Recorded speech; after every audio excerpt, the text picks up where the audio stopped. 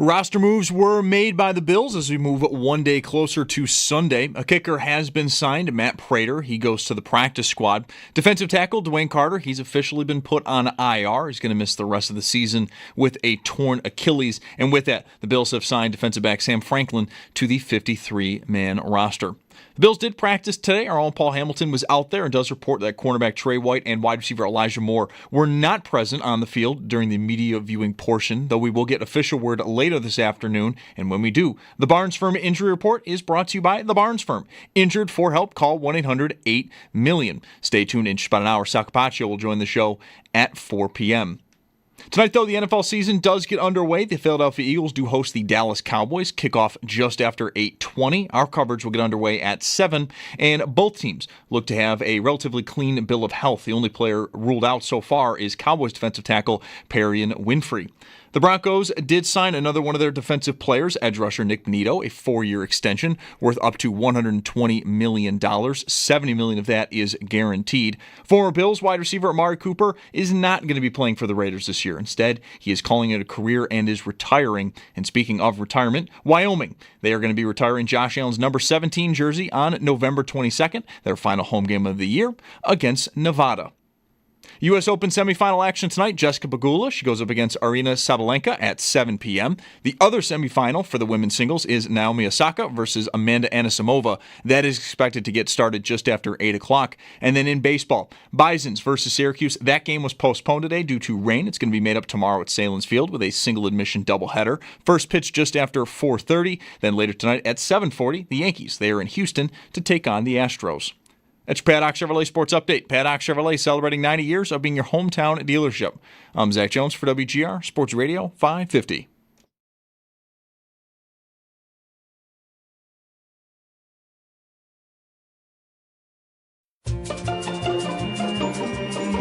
It's Mike Schopp and the Bulldog. We're up there, and here are the people on the panel, so I'm taking pot shots at Brian Brown. Because, that's what he came to Buffalo for. It's Mike Schopp. You literally told E.J. Manuel to his face that he sucked. And the Bulldog. I was proud of you, because I feel like that's what you're there for. It's Mike Schopp and the Bulldog. I know. I couldn't, though. No. I couldn't. I'm better than you. On WGR Sports Radio 550. I don't know. Maybe I'm flustered. Maybe I'm too excited for tonight. That can happen. 2 notebooks? Oh my! Are you using them properly? Or I'm not using them at all yet. This deeply psychotic one side of a page and then using the backs all together. There's no other option here for these notebooks. I've used the fronts of both all the way through, so I'm definitely on the backs. But I carry 2. I just don't need to. I made a note in my one here today that I got a draft in an hour ago. We were here early for a meeting, and all right, Best Ball Mania is not filled almost, so I banged out a draft. You watched me. I know you were distracted. And I had to change my total number of drafts. I crossed out 292 and wrote 293, and I wrote, I feel like I'm bowling a career game, and another pin just barely tipped over. Let's see. Can you bowl a 293? How do you bowl a 293? Not a good time to ask? If you want to just talk for a few minutes, I can call my dad. I don't suggest we do that live on the air. Did you ever I don't know. Bowling math, front to back bowling math? No, never. Did you ever have to write it down? Yes. And figure out the math with a pencil? Yes. The show has never sounded older. Yes. It's about to sound older when I get to the next thing. I think I knew how to do that at one time in my life, but I have long forgotten. I think it was something I was taught in school. Maybe we had bowling in gym. Okay. And had to learn how to keep score. And sure. Would that be possible? Oh, can you imagine the outrage today? I signed my kid up for phys ed. What do you mean there's math? What would be? I don't need him getting math in phys ed class.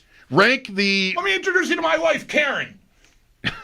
Sorry. Rank the order of outrage if in school today you're finding out that your son or daughter had to learn how to keep score in bowling. What's the order of outrage? Is it, why are we bowling? 2 bowls. One? What's one?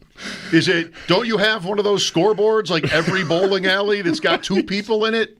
But they still have like 20 lanes of scoreboards and you're writing it down? Yeah. I mean, just in case of an emergency, you might need to know. Yeah, there were dark times, people. We had to do that longhand. There was no technology to help you. I would somehow need to get to 263 and strike out. That of course you could bowl the 293. I don't get to 263. I don't know if there's any number that's impossible to bowl. Right. Really, but I don't know. I don't know. I've never been 0, 1. It's one of my greatest failings as a son is that I never really took to bowling. I think my dad at some point will finally admit to me that he's very disappointed that I didn't like bowling. You could bowl a 10 because he loves bowling. My parents are bowling tomorrow. They're 92 and 91 years old. Listen to this. And they will be NFL bowling tomorrow. What time? My mom's got like plastic parts in her now. She's bowling. I might want to go tomorrow. Like that is happening. Can you watch? Do they have that? Can you watch? I don't think it's. I might want to go. Will you go with me to watch your parents bowl? Live barn bowling. Maybe what time? We can stream it. Live barn bowling. Should we start over? What time is this bowling? I think I'm into it. I want to watch some bowling. I think early afternoon. I want to say it's tight. Yeah, so I don't know. Could be tight. I don't know. The show has sounded older, and it's about to sound even older. And I mentioned that the Bills have Matt Prater in. Right. Yeah. 41. Okay, so he didn't kick in a Super Bowl against the Bills. Okay, it just seems like he's been in the league for a century to me. It's almost the whole of this century: Atlanta, Denver, Detroit, Arizona. He might have kicked for Denver he would have kicked for Denver on the team that beat Carolina. Or maybe he was in Detroit by then. I don't know. It doesn't matter. No. Unless we want to debate 803-0550, does his lack of Super Bowl experience pose a problem for the Bills if they need to sign him, which they already did. Practice squad, right. But it doesn't bode well for Bass. No, definitely doesn't. None of this does. The whole summer. Yeah. What? I mean, like, weeks went by and he wasn't even practicing. Pelvic discomfort. And then he kicked in the final preseason game, missed a short one, I think, at the end, if I remember correctly. But whatever. Like, he kicked. They used him in the game. And I don't know, has he kicked since? I mean, I was away right after that. I was on vacation after that game. But here, it's game week. It's Thursday, and they've got another kicker as a backup plan. Yeah. So I would say that definitely doesn't bode well for Bass, at least in the short term. But it's been all summer, like you just said. So it's already been a long-term thing. We'll see what Sal thinks. Yeah, they might. The last takeaway was, well, he's not 100%. We know that, but no one else is here. And we had the kicker that was brought in last minute for the Giants game. And then Ray Davis is kicking an extra point, and for what it's worth, the other guy, Cade Davis? Zach, somebody he punted in one game, but that's not relevant to Bass. The tight end, yeah, Davidson. Yeah. So, like, right, the first thing was, well, they brought in a kicker, but then he left. And then they didn't have anybody here last week when the roster shuffle was all happening, but you wouldn't need to do that. Right, but they brought in guys. I felt like the guy being here and then leaving was an indication that Bass was, like, that they felt good about Bass. But they brought in, like, is it 2 weeks ago now? It's post-Tampa. It'd be last week. Yeah, guys to work out. They brought in veterans, not Caden Davis, whoever that was against the Giants. Like Pinheiro, was Prater one of them, maybe? Like, they brought in 3 long-time NFL kickers. Like, okay, well, at least they're pondering the possibility. I don't know what you do with Bass if he's not right. Like, does he go? Could he go to IR? If he goes to IR, unless they do something else too, like, that's it. They could move that other guy, Grable. Can they, though? I don't even know if they can do that. Like, I think you might be looking at him as a roster spot and inactive, or he's okay. I mean, there's that. Yeah. But what do you do with him? Well, there is IR that you can, that's not season ending. But they have 2 spots for that, and they're both used. They're both already used. Okay. Yeah, they did it at the cuts. Hairston. Oh, right. And Grable. Yeah. Okay. And I thought, we talked about Trey White for this. Like, if Trey White, they thought, would need a month, probably, they would have put him on that list. I guess I might want to have a little bit more information on what Grable is for them. But, you have 2 spots to use. He's somebody that fits into the category based on his injury, so you use it. Could they? I think they could release him if they wanted Bass for this. But they might just, I don't know. Yep. We don't know what it is. Like, he's been pretty much unavailable all summer. But if they were to choose to do that, they haven't done anything. There could be roster logistics that are going to happen here over the next 48 hours. But if they don't do anything, then they'd be going into the opener with two guys. If White can't play, and we don't know that yet, but they haven't done anything with him as far as the roster goes. We know that was the good sign when the cuts happened. Oh, okay, well, he's going to be shorter than 4 weeks, so they're not going to do anything with him. But he can't play. Like, that's two guys that you're carrying on the roster that already, Bass and White, that would be unavailable. That's a tough way to start the year. The Ravens have moved in the last couple of days from a 1 or 1.5 point underdog to a 1 or 1.5 point favorite. 2 to 3 point move toward Baltimore. It's a pretty significant move. We'll talk to Joe Estraki today in about 20 minutes. That'll be great. Get his informed opinion on this. That's a pretty significant move for this late. And it's not a quarterback injury. Is it Trey White? Is that is that enough? Like, how much does your uncertainty, your feeling about the Bills' secondary affect how you see the game? Like, two very even teams, playoff game, we know all this. Bills at home, 1.5 point dogs at MGM. They're a 4 point underdog on the road for this game if this game were in Baltimore? That seems hefty. Yeah. So I don't know. I don't know what's happening because the timing of the move is becoming more and more certain that the Ravens, I shouldn't say more and more certain, it's just looking more like, it's almost the same thing, just a little less definitive. Like Likely and Ricard are not going to play. And those are guys that are on the field a lot for Baltimore. And we knew Likely. Sure, but that's right. Ricard is becoming more definitive as the week is going on. And I feel like I watched a clip of Warren Sharp talking about this from last night. Well, I saw the clip last night. I don't know when he recorded it. Doesn't matter. Just talking about that, two tight ends, heavy packages, fullbacks. Like, that's a lot of what Baltimore likes to do, and they're effective passing out of that too. And not having Likely and Ricard really is that's a big chunk of what they are on offense. And they were not very efficient using 3 receiver sets last year. One of the least efficient teams, I think, in the league is what Warren said. Bottom third, at least.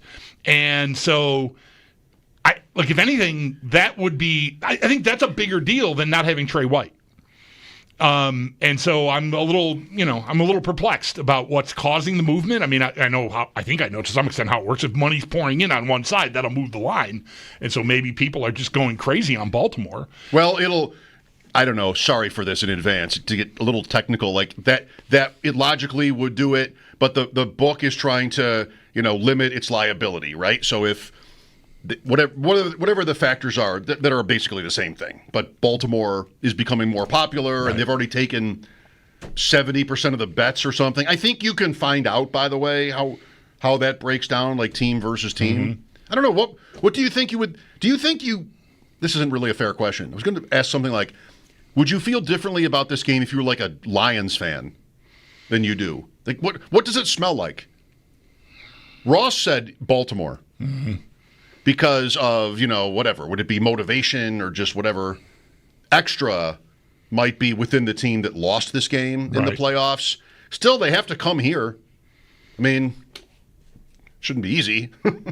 I don't know. I mean, they're both good. It's an interesting development, this line movement. Yeah.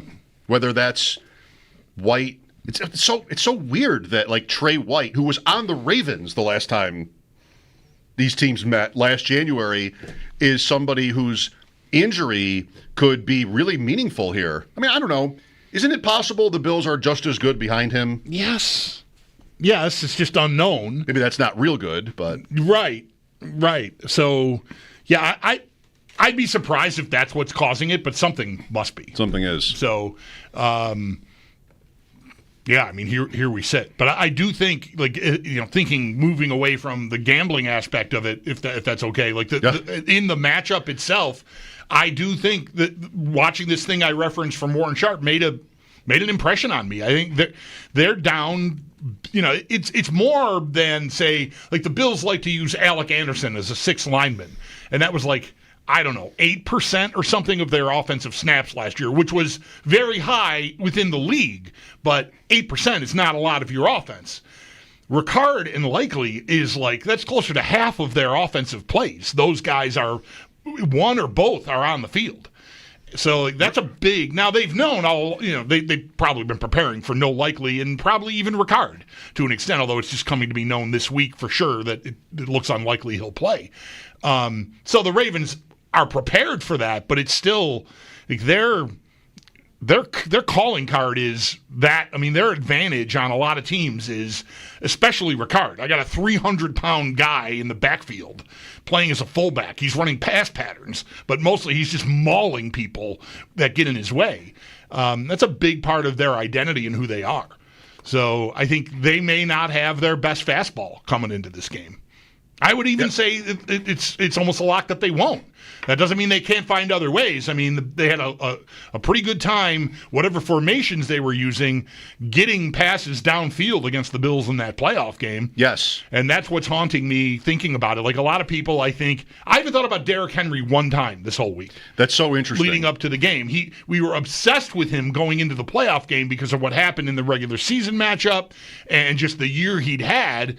And it was really Jackson down the field that was the thing that they did, I think, best in that game in the playoffs. But still, I just think not having that personnel flexibility, I think, is a big deal for them. You ever remember the Henry touchdown against the Bills in the Sunday night game right away? It was 80 yards or 75, whatever that was. Remember that play? Yep. You ever see the highlight of that play from the end zone? Ricard is the play. I don't know. Yeah. I remember, I'm not looking at it now, but it was watch Baltimore block this play. It's their first play, right?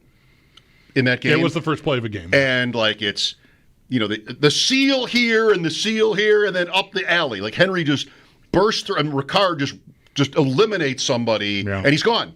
He's not even, right. He's gone at 15 yards, if not 10 on that play. It's over. Right. And Ricard is big on that play. Yeah, that's the advantage of having that. A typical fullback, a 250-pound guy is more of a fair fight with a linebacker, say. But you get Ricard, especially in today's game, there aren't that many linebackers that are that big anymore. It's a smaller, faster position now. It's almost, I wonder if strong safety and linebacker look as similar as they've ever looked in the sport right now. I feel like a lot of linebackers are strong safety size from the 80s. That's where we're at. And so you get Ricard in, to handle that matchup, and he's plowing somebody into the ground probably. We haven't spent that much time this summer, I would say, on Josh Allen and running. That is kind of a evergreen topic. All right, here's his total from last year. Here's what Brandon Beane said. Here's what Sean McDermott said. What's this year? Haven't really thought about that very much. I guess as I say that, I don't have now or haven't had really this offseason any reason to think anything will change there. He's still not 30. We know how good he is. This first game is not a soft open. This is a real test, if that matters. We had the Bean comment from 2 years ago, sort of pace yourself. Yeah. I don't know if you pace yourself when you start with the Ravens. But anyway, I'm not really thinking about that changing. I'm not really thinking about anything changing for the Bills on offense as it happens. I'm also not. I think you mentioned Bean's comments from a couple of years ago. That's what usually kickstarted that conversation in this room, at least in my recollection. Not to say we wouldn't have ever independently thought to bring it up ourselves, but it was usually predicated on something that they might have said about it. And I don't know if maybe they have. It's a long summer. There's lots of times these people are talking, and I'm not. I don't have a notebook filled with all the quotes, but I don't remember it being a subject. Like, it feels like almost everyone who covers the team and the team themselves is like, you're not going to ask us about this. We're not volunteering any information about our plans for Josh Allen running. Yeah, the less you say, the better. Right. By the way, thanks to the listeners who tweeted at me and us about the IR rule. So it's only the 2 players is only on cutdown day. And you can do this 8 times. Okay, so they got a lot of flexibility. They could put Bass. I have no idea if they're planning to do this or even discussing it, but it sort of feels like they might be because he's just been unavailable, and the season starts Sunday, and now they're signing Matt Prater. So they could do the 4-week option with Bass, I think.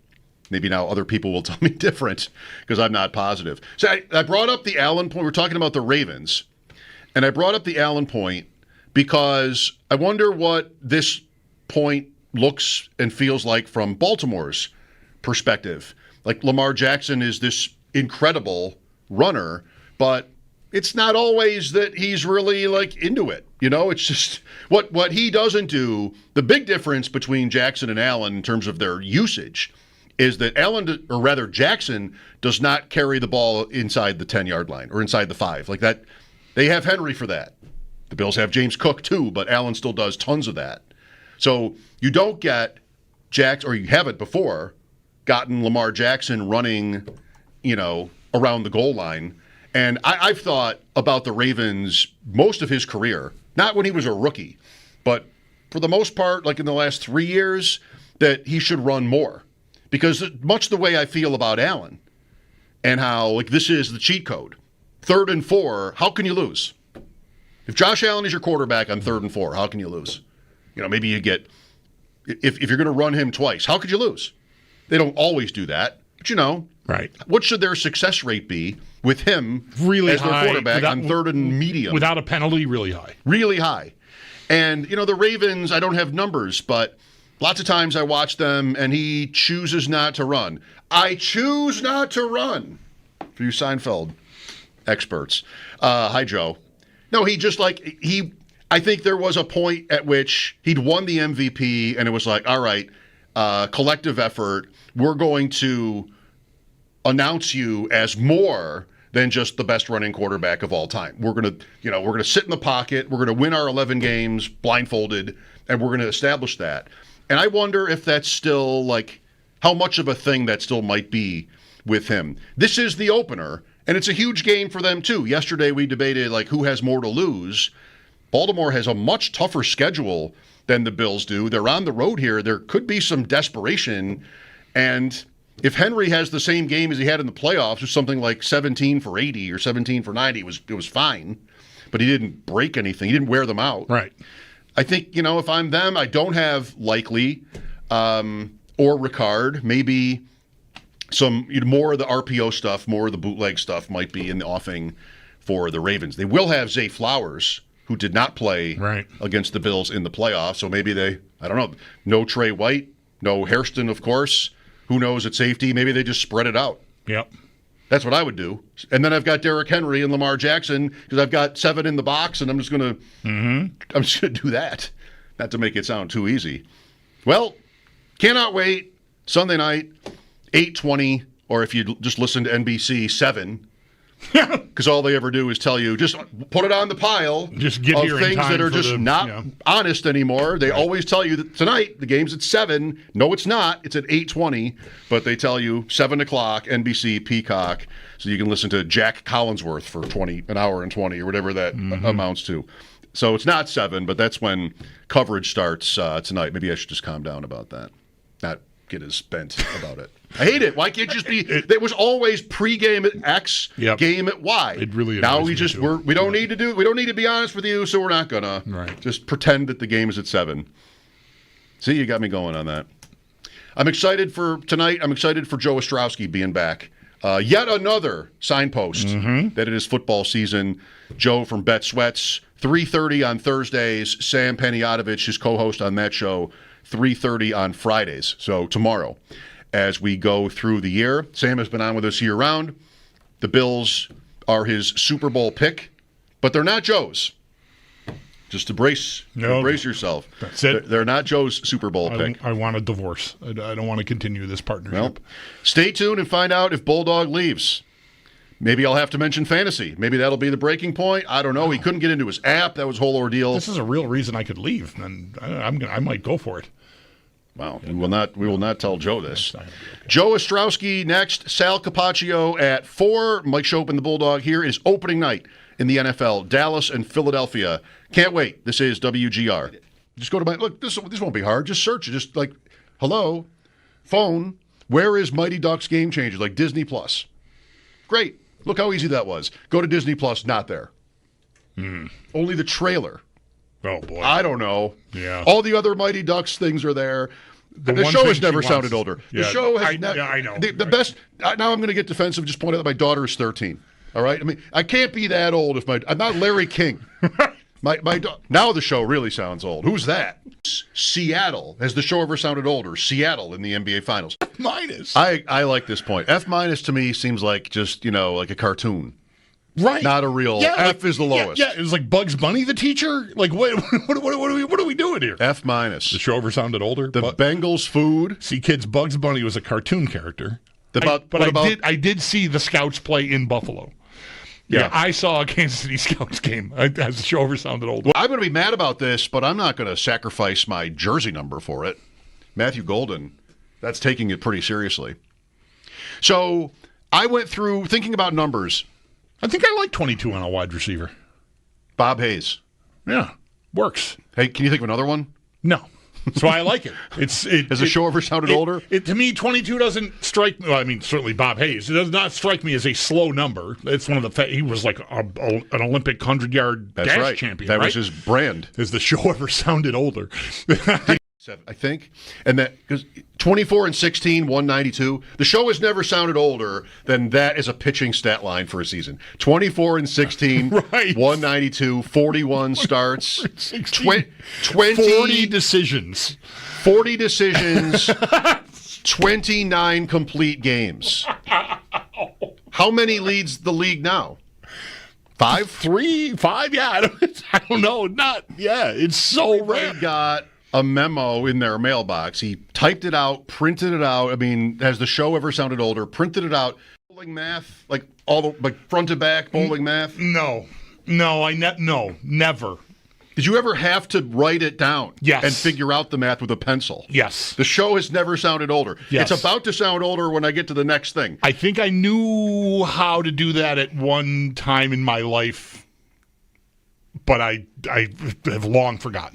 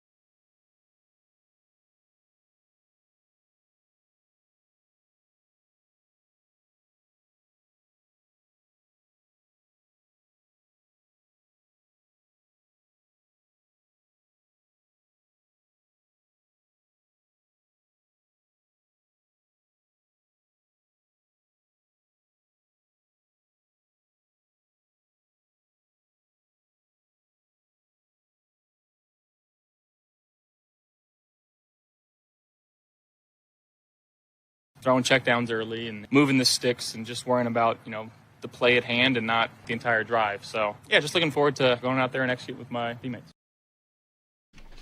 Josh Allen, he'll be the player on the field Sunday night with the gold NFL shield under his neck. That's how you'll know it's him. Which one is Allen?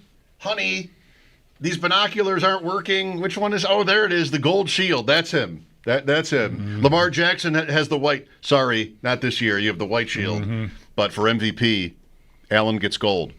Welcome back. What a night. Eagles and Cowboys to kick off the NFL season at 8:20. Mike Schopp and the Bulldog here, and it is on. Joe Estraki with us on the Wester Hotline. Joe, how excited are you? Oh, yeah, I'm thrilled, man. Let's go. It's awesome. I said goodbye to the family for the next 5 months. I'll be in the basement. It's finally here. Get this saying the same things. The other day, our producer said, I'm not telling you guys to disagree, but, you're agreeing on a lot. I'm like, yeah, we've been talking about the same stuff for 3 months. Let's get it going already. Yeah. What has been our, biggest point that we've argued about? You know what it might be? Vanilla ice cream. It always could be food, but I think it might be that Bulldog holds the Bills' offense more in contempt for how last season ended than I do. Because I look at these Chiefs games in the playoffs, Joe, I mean, not to sort of move the goalposts by including previous years. I guess maybe I'm guilty of that. But, they have never intercepted Mahomes. They couldn't stop him, and Kansas City had a brutal year. And when we talk about this, you usually come back at me with how the game ended. They've had the ball around midfield or better, around the 2-minute warning or a little less, with a chance to score and take the lead and maybe even win the game if they play the clock right. And both years they didn't come through. In the first time around 2 years ago, they missed a field goal that would have tied the game, but still they had an opportunity. And I sort of feel like, even though offense has not been as explosive the last couple of years after that early when Mahomes showed up and then Allen hit in 20 and it just seemed like, oh my God, the sport is going to be, they're going to need new scoreboards to try to keep up. Even though it's not that league right now, I still feel like if I'm any team and I'm playing Patrick Mahomes and the Chiefs and they've got the ball at my 35 with 1:20 left and need a touchdown to beat me, I'm dead. Yeah. And I sort of feel like Allen should be held to that same standard. That's all. It's just a little bit of a pushback. I'm certainly not down on him at all, but he has not come through in spots a couple of times where I think you would expect Mahomes to. And now that can shine the light on the Bills' defense too. Right? Because part of my expecting the Bills to not come through there and stop Mahomes in that situation is, because I've seen it happen. But I don't know. I think the best quarterback should come through in that situation for his team a couple times. Yeah, and maybe you understand on some level, okay, it's unfair, but for it to happen, to beat that guy on the other side, this is our world. We're in the AFC. We've got at least 3, maybe even more elite quarterbacks at the very top, and you're going to have to beat a couple of them if we want to get a championship in this era. We're blessed with a great quarterback, an all-time quarterback probably, but to get to that level, this is what you have to do. You have to match that guy. And, I could see why some would view it as being maybe a little unfair, but, do you want a championship or not? That's what it takes. Right. Joe Estraki, co-host with Sam Paniatovich, Bet Sweats on the BetMGM network, weekday mornings 9 to noon on the Bet 1520 and on the Odyssey app. If I am correct from having watched your show, regularly lately, you and Sam are both inclined to have a team playing Sunday night in the Super Bowl this year and not a team playing on Friday night. Oh, as far Bills and Ravens. Yeah, I'm not willing to sit here and say that the Chiefs are not going to be in the Super Bowl. Okay. I thought you had Baltimore. Yeah, I would lean that way. Honestly, I haven't even taken a hard stance. Okay. I found myself earlier this week, and it's probably a losing proposition, just trying to figure out which teams can take down those top 3, which all seem to improve in the offseason. And that's part of what's so challenging here. Yeah. If you're going to take a stand on one of them, hey, you know what? These other two, they got pretty good in this area or that area. I've been trying to figure out, and I don't love to do this, but okay, which defenses can take down these quarterbacks? Should we just limit it to the top three, or are we going to expand this conversation? And Denver has been super popular. Maybe not on the level of those teams, but do they have that ability to be the same defense they were? Can Bo Nix take another step? Another team that seemed to improve in the offseason. A year ago, we have this talk, and everybody's talking about the Texans. And now they seem to be forgotten about completely. Mm-hmm. Is the quarterback play going to be closer to what we saw last year or a couple of years ago? I mean, keep in mind last year, all those receivers end up going down. I've been thinking a lot about that. Baltimore has been very popular with a lot of respected minds in the sports betting space. And I think just the football space in general. And I get it, but I also look at it and say, I don't know that they're that much better than everybody else. I don't see why there is some separation between them and Kansas City, tiny separation between themselves and the Bills. Just look at the point spread this week. If I were to take a stance right now on the AFC side, I would probably go Kansas City. You could wait. You could wait until Friday night, and if they lose, do it. 2 years ago, they lost the opener. That would be Kelsey a really good time. play. Right. You could try that. Yeah, the Chiefs have been challenging to me all offseason, Joe, because on one hand, and really you could say this about any of the big three in the AFC, the Bills, the Chiefs, and the Ravens. Like, is it going to last forever? Like, is one of these teams going to have – Baltimore's had a couple of dips. There was an injury year there where they were kind of messed up here during Jackson's career. But the Bills and the Chiefs have just been, upward and then plateauing mostly here for 5 or 6 seasons. So on one hand, I think it can't last forever. Come on, Chiefs, right? How about just an 11-6 season, for crying out loud already? And then on the other hand, I think with as bad as their offense has performed for a couple of years running now, there's like a 5,000-yard, 50-touchdown MVP, screw all of you, Mahomes season out there on the horizon somewhere, and maybe this is it. That's my concern. And I know we have a suspension dealing with early in the season. Okay, who cares? Whatever. We know that they're going to be fine getting through that patch. And then in the middle of the year, they might have 3 scary weapons, something that they have not had recently. Yeah, I'm not willing to say, well, that Mahomes that we've witnessed in the past, that guy's not coming back. He can't. And like you alluded to, they've been winning in the playoffs due to that defense, and I don't think that's going away. And you have that brain power, and they improved with the coaching, and they improved as well. I get it with Baltimore. And in Baltimore, they're saying the exact same thing, if not now, when? And it's not just a Lamar conversation. And then they go out and they really add to that secondary. If Jair Alexander's ever going to stay healthy, they just hang out in the draft, and they get the best safety in the draft. Defensive coordinator a year ago at this time was a concern. Now it's not anymore at all, because we saw what Zach Orr could do. And the offensive coordinator that some people flirted with to become a head coach, he returns as well. So it just feels like everything went Baltimore's way in the offseason. So I think that's why a lot of people are there. And myself, hand up, maybe they've been burned by the Bills, because I do feel like I've been burned by the Bills. The Ravens have a slew of win the offseason banners and even win the regular season banners, but can they win the postseason for once? Joe Estraki with us here on WGR. So you mentioned the line being pretty much airtight for this game Sunday night, but it has moved toward the Ravens here recently from +1 or 1.5 to -1 or 1.5. I wonder if it's the questions about the Bills at corner and or even safety that have accounted for this. I can't think of anything else that would have, other than, some sports book related, like a Bulldog said earlier, a big bet or something that might have accounted for that. But Sure. What's your read on it? If this game's in Baltimore, or like the Bills a 4-point underdog, I'd have a tough time believing that.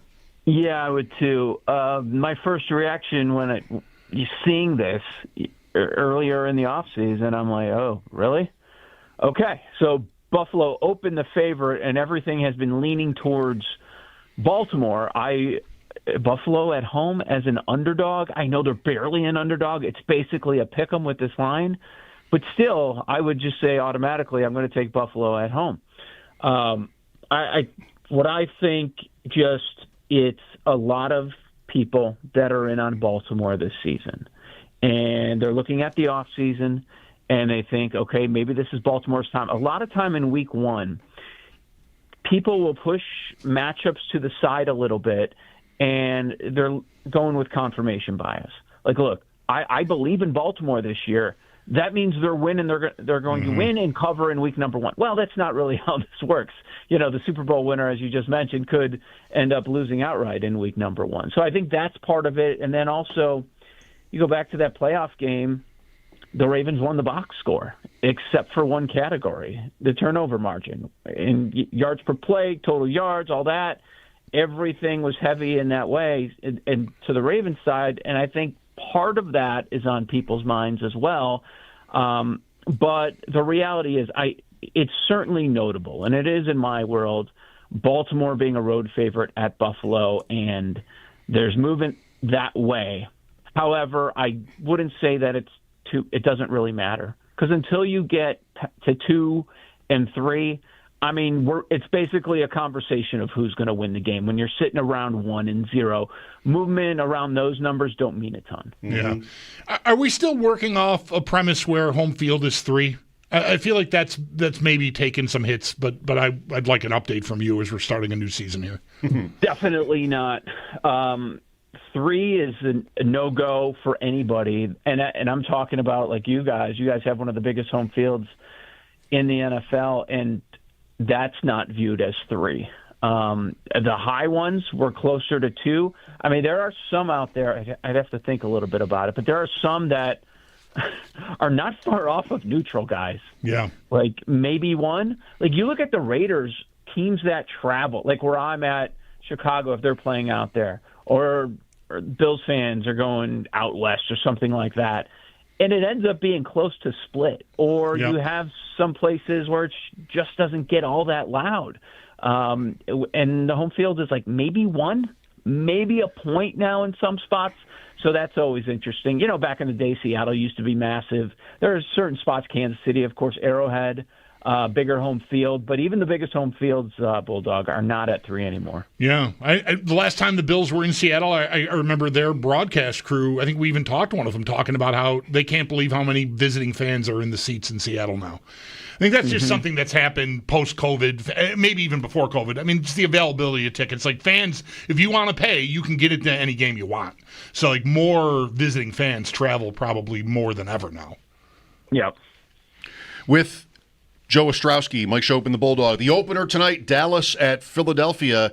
I don't know if it's best for the league, if it was perfect how this fell to have the biggest spread of the week be in this game. Great rivalry. It's Dallas. They kind of own these Sunday night games. This is a Thursday, of course, but still. But, of course, Micah Parsons being traded has added to that. Philadelphia up to 8.5. I think I heard you say this morning that you're not sure you want to give that many points here, that maybe Dallas a little bit. What's your lean? Yeah, I'm not going to make a play on the side, picking a side, to be quite honest. But one thing that I noticed, the Micah Parsons movement, that's, huge. Before that trade all summer, this is 6, and I'd say 7 at most spots, but it was 6.5 before the deal.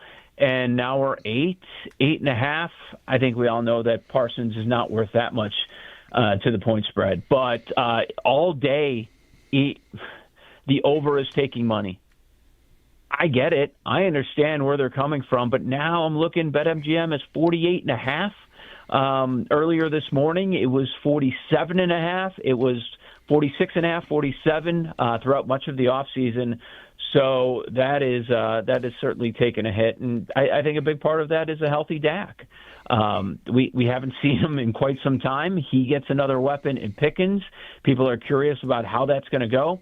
If it's a game where it's a runaway with Philadelphia, Dallas is still probably going to get their points, garbage time points, in the second half of the game. You think of all the explosive offensive weapons for both teams in this game. So I think that contributes to why we're getting a highish total here. And, that Eagles defense, Vic Fangio, phenomenal job a year ago, but it's what happens when you win the Super Bowl. You end up losing a lot of depth. A lot of guys go in free agency. You lose Josh Sweat, Milton Williams, a number of guys in the secondary. So when it comes to Philadelphia, they'll obviously be fine tonight. But over the course of the season, guys, once injuries start to pile up, I do worry about that defense in the second half of the season. But as far as tonight, I think a higher scoring game, but plenty of times we've seen teams come out to slow starts. The last few years, Dak, he hasn't thrown for 200 yards in any of his last 3 season openers. But I was looking at Ferguson. He was 33.5 for the yardage there. So I think that would be an interesting look going over the middle of the field on this Philly defense. I think I read that this is the biggest underdog ever for Prescott in a division game. 8.5 points in his career. A lot. So, I mean, it's a lot. You think back to some of these other Thursday night openers, guys. Like, we've seen point spreads similar to this. I want to say Tampa Bay Dallas was very close to that, and Tampa Bay just got by. Yep. Dallas ended up covering that. A couple years ago, Detroit pulls off the upset. Weren't they around touchdown favorites in that one, KC? Probably. I remember talking about whether Detroit even belonged in the game. Yeah. And then they went in and won it. Kelsey missed. He was a healthy, or not right. a healthy scratch, but he was inactive for that game. Mm-hmm. A couple of your favorite futures, Joe, before you go. There's still time for us to place these. Yeah, certainly. As far as I'll just run through some. As far as divisions, I've found myself to really like the Jaguars. They're better than 3-1 to win the AFC South if Cohen can pull that off. I'm not with everybody on the Bucks. I could be very wrong on this. It seems like it's a consensus that the Bucks are great and they're going to run away with it. Don't worry about losing Liam Cohen. I'm not there, but I have been wrong on the Atlanta Falcons many times before. I think there's upside there with Penix, and maybe they finally got a pass rusher out of the recent draft. Mike, I was thinking about you the other day with this Packers move. Is it finally the year for Love? For MVP, it's the kind of bet I like. You know, he's not a favorite. I would have liked it more before Parsons, but my thing on Green Bay is this the year where they finally push it. Like they just don't. They don't really have to. They play slow, and their defense is good, and it's Josh Jacobs. Like they're paying Love like he should be somebody that can carry them. Now they've drafted a receiver in round 1. Yeah, I like it, and what a way to start. Home to the Lions. I mean, it's kind of perfect for them to announce themselves if they're capable of it. I want to see them, though, just sort of turn up the pass rate over expected this year. Mm-hmm. Yeah. I can't get – there's a lot of – you guys are seeing all the predictions. Like, ever since the Parsons move, they're the trendy pick to go to the Super Bowl and represent the NFC. And I think that's just – a product of people don't know what to do with the NFC because we can poke holes in just about every team up top. And, I've been one of those people. I can't get there with Green Bay, but I understand if that becomes an over-the-top move for some people. Offensive Player of the Year, I mentioned liking the Jaguars. I think Brian Thomas, this could be a breakout year for him. 35-1 for him for Offensive Player of the Year. Coach of the Year. Sure, I can make a case for maybe Pete Carroll if the Raiders have a good season. The same thing for, Liam Cohen, of course. But if I'm going down the board, I think the Giants are going to be okay. That pass rush is scary. Yeah. They add they had more weapons on offense, like 30-1 for Dayball. We know he's won this award and he could get that New York bump. Like, he's a guy that certainly stands out. And speaking of the Giants, if Dart gets an opportunity sometime soon. Oh, baby. Maybe he ends up being your offensive rookie of the year. Oh, baby.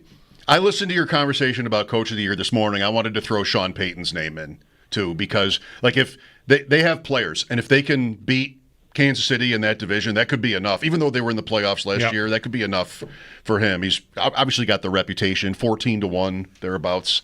So I'd like him for that. But here in New York, there's only so much we can do. I know you mentioned us this morning. I feel bad for the guys in Buffalo. I was texting with Sam. I just went to Louisville and across into Indiana, like, oh, let's go. And just I threw money at Kittle, Offensive Player of the Year, which was probably madness. Did you? Okay. Yeah. We'll see. Give me a story at least. We both like to lose bets, Joe. That's our favorite thing to do, is drive 500 miles and lose bets. That's my passion.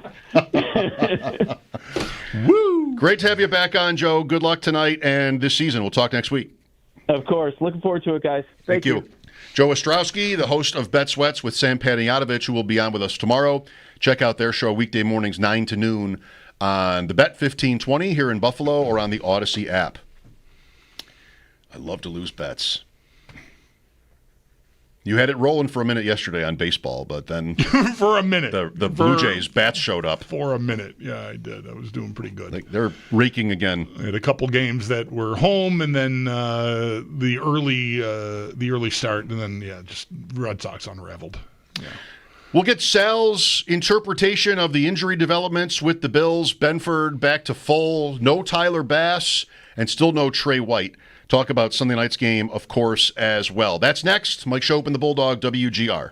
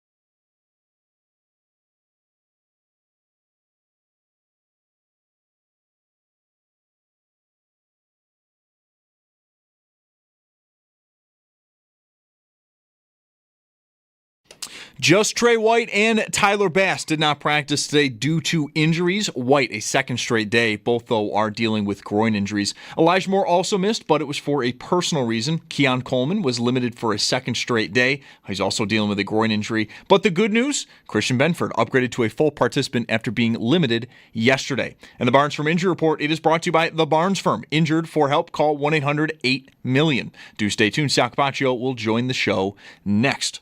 Before practice, the Bills did have some roster movement. They have signed a kicker, Matt Prater, to the practice squad. Defensive tackle, Dwayne Carter, he's officially been put on IR. He's going to miss the rest of the season with a torn Achilles. And with that, the Bills have signed DB Sam Franklin to the 53-man roster.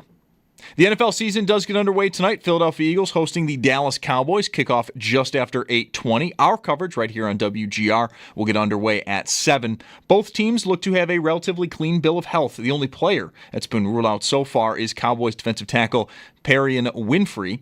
The Broncos, they have signed edge rusher Nick Bonito to a 4-year extension worth up to $120 million. $70 million of that is guaranteed. And former Bills wide receiver Amari Cooper is not going to be playing with the Raiders this year. Instead, he'll be calling it a career and retiring. And then in baseball, Bisons versus Syracuse, that game was postponed today due to rain. It's going to be made up tomorrow at Salem Field with a single admission doubleheader. First pitch just after 4:30. That's your Paddock Chevrolet Sports Update. Paddock Chevrolet, celebrating 90 years of being your hometown dealership. I'm Zach Jones for WGR Sports Radio 550.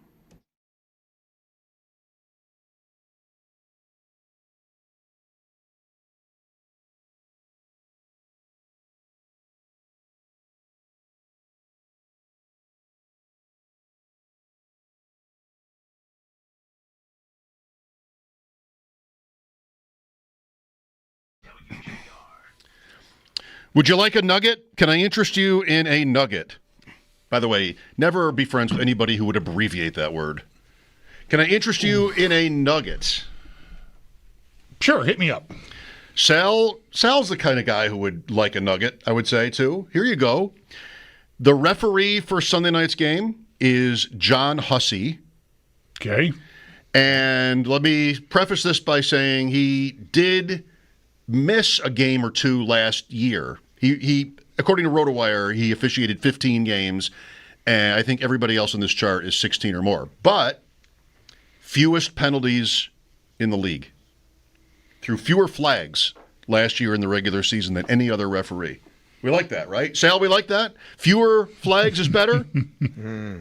Yeah, I think so. Yeah, don't be a story of the game that you're throwing a lot of flags. I'd rather have plays go that aren't called than too many flags that maybe shouldn't be called. Flags per game maybe comes out, wouldn't probably come out, on top, but still something perhaps to look forward to. We want to dive deep into the game on Sunday night. We started with that. Next, let's go to the injuries here, Sal. What are today's developments? Well, I think really most notably for me is this Tyler Bass situation, because while obviously Tre'Davious White is a notable name and what's happening there with his injury and now him trending towards maybe being out on Sunday, is super important. The Bills now signing a kicker in Matt Prater to the practice squad and Tyler Bass not practicing today with a hip/groin injury is very alarming, I think, as far as his availability. So I'm going to be with Sean McDermott tomorrow. He will be on the Extra Point Show with me tomorrow. We'll find out pretty early on what the status is and situation, but at this point, I think that's pretty notable and concerning as far as Tyler Bass is concerned. And then today, no Tre'Davious White. To me, that just is moving towards him not playing on Sunday. We'll see exactly how that winds up shaking out. Good news, though, that Christian Benford was a full participant. And then 2 days in a row, Keon Coleman, limited participant with a groin injury. But, 2 days in a row, both limited. That's usually not anything to be too concerned with at this point. The Bass thing is really curious, Sal, because, it's been going on all through camp pretty much, right? Mm-hmm. I mean, and then he played in that last preseason game, missed a kick, I think late, a short one. But still, I think it never felt like it was that alarming. But, despite having a different kicker in here for the earlier part of the preseason. But now here we are. It's, opener week. I just wonder if that's, it seems like that's just maybe getting worse instead of better. Agreed. I also wonder because remember, we don't get official injury reports, right? Like we do now in the preseason and camp. But we were always told it was a pelvic injury. It's not listed as pelvis. It's listed as hip/groin. Did something additionally happen? A groin injury, a hip injury. Is it just how they're listing it? The pelvis and the hip and groin are kind of the same thing. I don't know, right? That's something maybe to find out and ask Sean McDermott tomorrow. But I wonder if maybe because he was recovering from one injury, did something else happen and he aggravated it? The other really curious part, and just you guys know, I mean, just doing this long enough, you know how these things work, and you know how when certain things happen or don't happen, it kind of puts it on your radar. And the fact for me that they did not sign a kicker, didn't have anybody working for the last 3 weeks, and then suddenly did today and he didn't practice, that's also why I feel like, what's going on here? So they did bring in 3 kickers last week. You and I talked about that, what that might mean. At least it would be to get a closer look at these guys for down the road. But maybe it's going to be sooner than that. Was Matt Prater one of the 3? He was signed to the practice squad today. Yeah, Mike, I don't remember for sure the exact names. I think they were, because I remember they were all veterans, and I think they worked out. I think he was one of the guys they worked out that day, and I do remember that all 3 were guys who had kind of had some history in the league. Pinheiro was one. Remember that? Yes, but that's right. Prater's 41. He went out last year in week 5 with a torn meniscus and missed the rest of the season kicking, I think, for Arizona. But something to watch with the Ravens also having moved on from Justin Tucker here in this game, could end up with 2 different kickers. No improvement, at least in terms of practice availability for Trey White today, Sal. What are the odds of a guy who misses Wednesday and Thursday for you being on the field Sunday? Generally very, very, very low. Now, if we were in, let's say, week 10, and this is a veteran who maybe something popped up, you could maybe see that a little bit, but we are not in week 10, and he has missed the last several weeks. This is week 1. It's a long season. So I just think that even lowers it from my perspective. It lowers his chances, which are, hey, long season. You don't want to aggravate anything, right? We're not going to risk anything in week 1, but it could compromise you in week 3 or week 10 or week 18 or the playoffs. And on top of that, this is something he's been dealing with since August 22nd, I believe it was the day, maybe the 21st. That Thursday we were out at practice before the team left Friday for Tampa and the preseason game. So I think right now it's probably trending towards him, not being available to play. I wouldn't be surprised if Sean McDermott does rule him out tomorrow, and if he doesn't, then he might be listed as doubtful on the injury report. One piece of this, I mean, obviously field goal kicking and extra points, but the new kickoff rules, like I've said many times since that was announced, like I'd want my coordinator and my kickers working on how to strategically, make the most effective kick. And Prater, I don't know, maybe he's been working on that all off season while he's been hoping for an opportunity to show up somewhere. But like that's another piece of this that I think could be impactful on Sunday. 100%. I mean, listen, I think I talk a little maybe too much about how special teams could be important, right? I'm a little old school that way. I get it. And I think over the last several years, it's probably been, well, it's not as important. But the fact of the matter is these 2 teams, because the margin could be so thin with how they're going to play this game, and they're both really good, that could really wind up being a difference in this game. And considering what you just said, Bulldog, which is, there's a lot of changes here that are going on with both, the NFL rules and how these teams have approached their special teams. Number one, the Bills have a new special teams coordinator in Chris Tabor. One of the reasons why the Bills have a new special teams coordinator is because the Bills have given up a special teams touchdown in 3 of the last 4 season openers. I'm not saying that's the reason. I mean, like that's a microcosm of what's been happening over the last few years, right? Whereas they have given up some big plays on special teams. It's not just, hey, Tyler Bass is missing some kicks, things like that. I mean, they've given up in 2021 a blocked punt return by the Pittsburgh Steelers. Now, that was 2 coordinators ago when that happened. But then the last coordinator they had, Matthew Smiley, was in charge when in 2023 they go to the Jets on Monday Night Football in overtime, give up a punt return touchdown. Last year, DJ Dallas in Buffalo, opener, goes back, takes a kickoff return for a touchdown. Just kind of the big picture of what's been happening with special teams. The Bills make a change there, which is notable. Then the Ravens A lot of accusations against Justin Tucker. He winds up no longer being the kicker for them. They go out and they draft a guy, Tyler Loop. He's a rookie coming into Buffalo, his first ever NFL regular season action on Sunday Night Football. And then on top of it, you have the new kickoff rules that we're talking about and how each team wants to approach everything. So I just think everything is kind of on the table here with special teams. I'm really curious to see what the difference of the 5 yards is if we get enough touchbacks to make it a more than tiny sample size around the league. Because I think the preseason, to me, said teams want to avoid that. Last year, maybe they didn't really care. 25 to the 30. But I think now that it's the 35, it looked to me in the preseason, and I think you agree, like they did care about that. And, as you're saying, the Bills are kind of challenged here because they haven't had their kicker, and it's a new era for this stuff. Yeah, and listen, today they also made another move. They signed Sam Franklin to their active roster. And Sam Franklin is a safety. He's not really going to play safety. This is a special teams guy. That's what he does. This is your Saran Neal kind of guy, right? A guy that you just really like for special teams. He worked with Chris Tabor when he was in Carolina. When I asked Sean McDermott about him last week when we talked a little bit about, some of the roster and how it came together, and that's the first thing he said, special teams. This is what this guy does. Now, to me, that's an indication of how important this game could be from that standpoint. It's not uncommon you do something like this to have a special teams guy, but when you're signing a guy to your 53 from your practice squad, and he's just a special teams player, and you're playing in a game like this, that tells me that they're taking it pretty darn seriously, and they need to have him have a role and maybe, make sure that they're a little bit more buttoned up. And by the way, that move came in conjunction with Dwayne Carter actually going on injured reserve. So the answer to the question, who are they going to sign in place of Dwayne Carter, is not Jordan Phillips. It's not Zion Logue. It's Sam Franklin, who's a safety, but actually a special teams player. Joe Brady spoke today, and I know at one point he kind of talked up Jackson Hawes, the rookie, day 3 rookie the Bills drafted, tight end. When they drafted him, you talked about how he might be Alec Anderson only eligible to catch the ball. Like that might be sort of the role he plays. Mm-hmm. Do you think as soon as week 1 that we might see that?